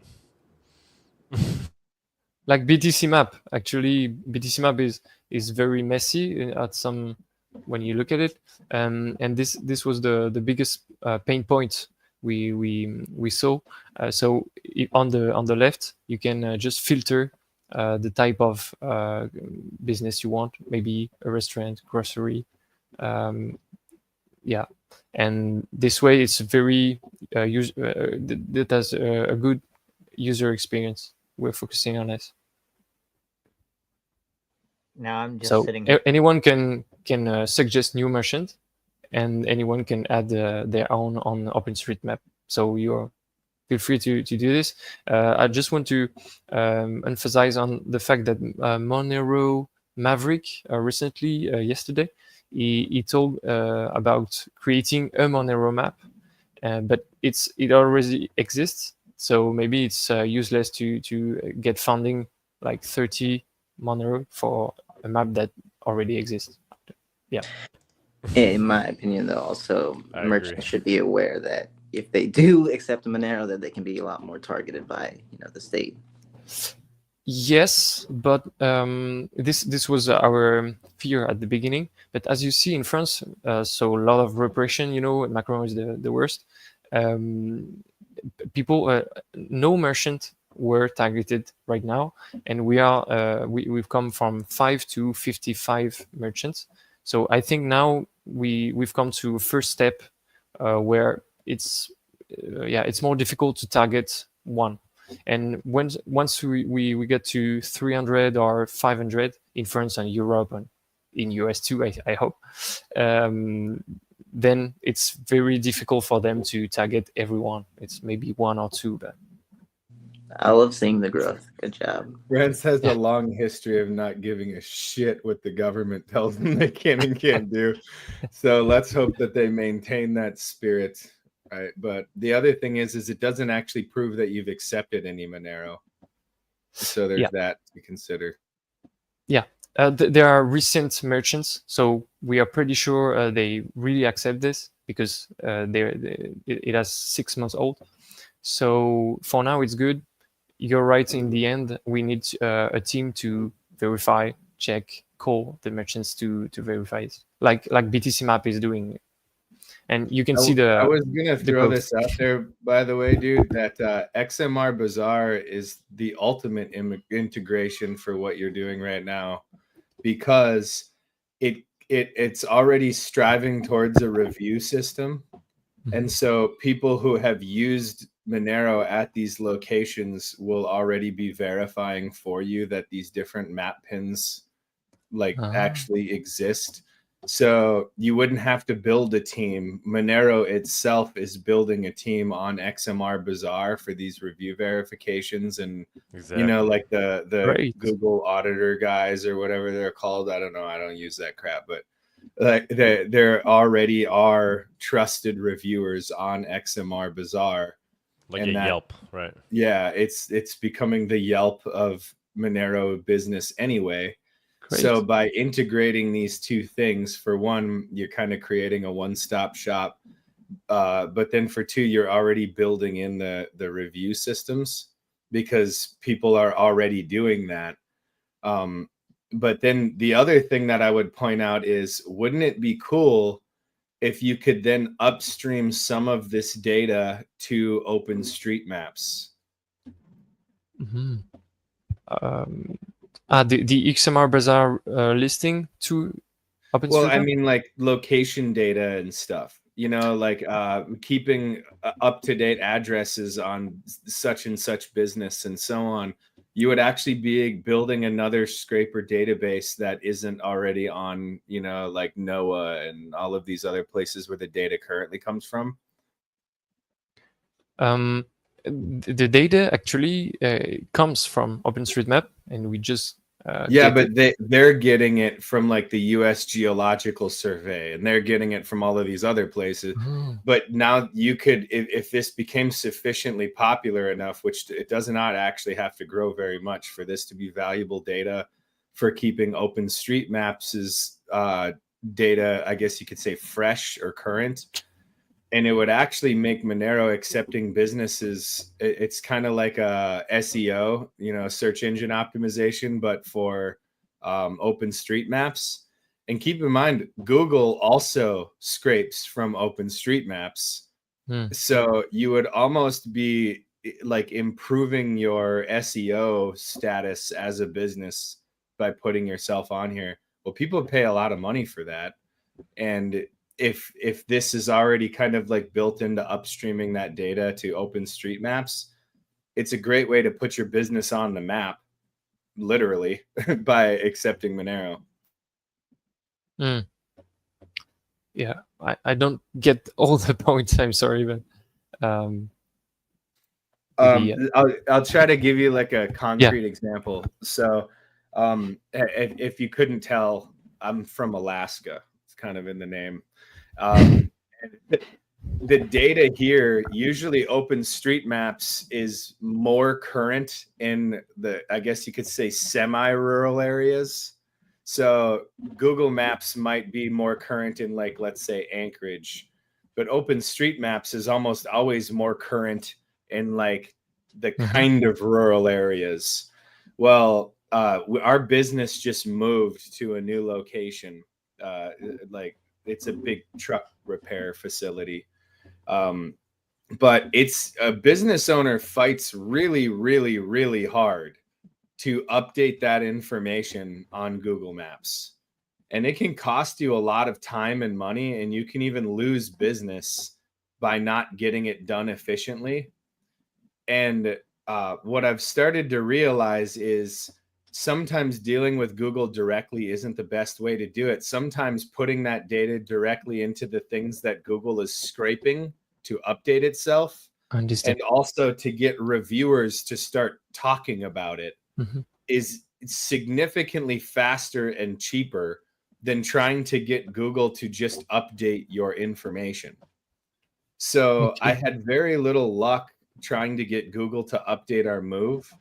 And after nearly a month, one of the things that helped more than anything else was to just get people who didn't work for me to review, this is in fact the new location. And it immediately started pushing that to the top, even though Google should have done it months ago. And we paid for it too. So, but they still didn't get it done.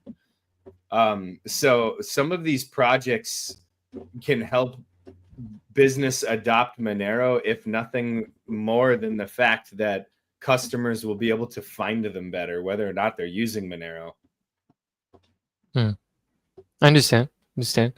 I'm not very expert on ECO, but if you can show me, is pretty niche, I know, but like it matters a lot if you're a business. All right. So yeah, that's why my point. Douglas, if you want to discuss, I'm very happy to work with your team. Awesome, brother. Yeah, we will chat. Maybe we could start a group chat with me and you and Anarchio and Alina. Yeah, we could figure something out. By email? You send me by email, or do you have a Telegram? You emailed me where? Monerotopia@protonmail.com? Yeah. Yeah, I'll see that. You could also DM me on XMR Bazaar. Yeah, okay. There you go. But yeah, we will get on it. I just have a few more things we want to focus on now first for XMR Bazaar, and then we'll try to tackle that as well. Thank you, man. Appreciate it. Fantastic work. Love seeing that you're somebody out of Europe is leading the charge here with adoption as well. Obviously, it's a beautiful interface. Looks fantastic. Thanks. And it's important that we have solutions like this in the space. So if we can make a collaboration work, by all means. Anybody else? Neelis, to see you're up here. You want to say something, and then maybe we'll actually close it out sooner than later. Get back to fam stuff on my end. I'm sure everybody else wants to have a family-oriented or friend-oriented Sunday or nature-oriented Sunday in some way. The day of rest. We normally do these on Saturday, but didn't want to miss it. Neelis, what's going on? All good. Yeah, I've been busy with the blog as usual. Now we have 4 maintainers now. We have 3 maintainers for the OPSEC blog, myself included, and a new maintainer for the Darknet Lantern project, by the way. So yeah, things are going great. And like this week alone, we put out 10 blog posts. So yeah, we've been pretty productive recently. Anyway, glad to see you guys are still going with the show, and I wish you the best going forward. I'm not planning to stop anytime soon, especially as long as community keeps it going. And I mean, we're stronger than ever. We got 626 live views right now. You could debate how accurate that metric it is, but that's a good number compared to us generally. So yeah, people are interested in Monero now, and I think this show is fantastic. Honestly, I think it's a great resource. Even these, viewers on stage sections, where it may not be like formatted the best, may not have the best quality sound. It really does allow anybody to bring ideas to the forefront that's working on stuff for Monero adoption. It's kind of like it's a weekly Monero meeting with regards to adoption. So, by the way, I'm doubling down on my proposition from before. Whoever can get Ross Ulbricht to say the M word, the Monero word, just do it. Like, it's going to be a great opportunity. All right. Challenge accepted. Anyone can do it, man. It's Doug. I just hope he shows, everything, he said he would, but obviously he's I'm sure he's a busy man right now. Enjoying catching up on all the years he's been missing out on life, so time is of the essence for him. I'm sure, but he may not be aware of Monero, and if that is he's so, aware of Monero. He's definitely aware of Monero, but just in case if he's not, yes, of course. I'd be blown away if he wasn't. I'd be blown away if that was the case. Yeah. But hey, man, he missed out. He saw his first drone when he got out, right? Like there's a lot of things that he's got to that he has to actually catch up on.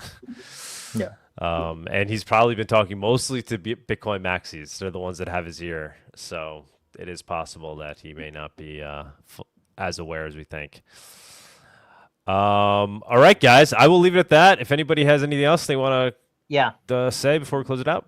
Before we go, check out ReToSwap 1.1.2. That new interface design is actually pretty nice. I downloaded it and I'm like, ooh, this is nice. I like this. It's a lot more modern. Also, Doug, question for you with regards to Monerotopia Porkfest. How are we going to, are there going to be live streams for us? And yes, we'll be live streaming as long as we... Where do we go to get those? Do we have to go to fucking X? I'll live stream them just like we do this show, right? So it's going to be this, we're going to be using and that's what we do for the conference too. Although with those, we haven't been live streaming because then we charge for a virtual conference ticket. These will all be live streamed with StreamYard. Hopefully we get that up and running smoothly. So it'll be similar to Monerotopia. You could watch it on YouTube or X. Well, I just don't want to have to rely on X, because currently I'm having to rely on X in order to get the Monerotopia things every Saturday, and I don't like relying on X because I don't like X. Well, you can even watch it on StreamYard itself, right? There'll be a link for that. Hopefully we put that up there. So StreamYard. Oh, I'm just saying, make sure to post the links YouTube. on Noster and stuff like that so that other people can see them. Okay. And I asked the community help me get the links out there as well, where we don't, feel free to blanket them. But yeah, similar to this show, we'll be broadcasting from Monerotopia at Porkfest as long as AV stuff works out, and it should. We should be good to go there. Hopefully, we'll have our own internet like we did at Monerotopia. So we should be good. All right, guys. I will leave it at that. I'm going to go ahead and play the outro. We do these shows every weekend, Saturday, 11 a.m. Eastern. We'll be back to our regular scheduled time, I believe, next week on Saturdays at 11 a.m. See you guys next week. Adios. We do it every Saturday, except when Doug decides we don't. Cheers. Family always comes first, as much as I love all of you. All right. Adios, guys. See you. Thanks. Bye. Thank you for joining us on this week's Monerotopia episode. We stream live shows every Saturday at 11 a.m. Eastern. You can find and subscribe to our show on YouTube and Odyssey, or listen to the podcast on iTunes, Spotify, or Stitcher. Don't forget to follow us on Twitter or join us in the Monerotopia Telegram group. See you all next week.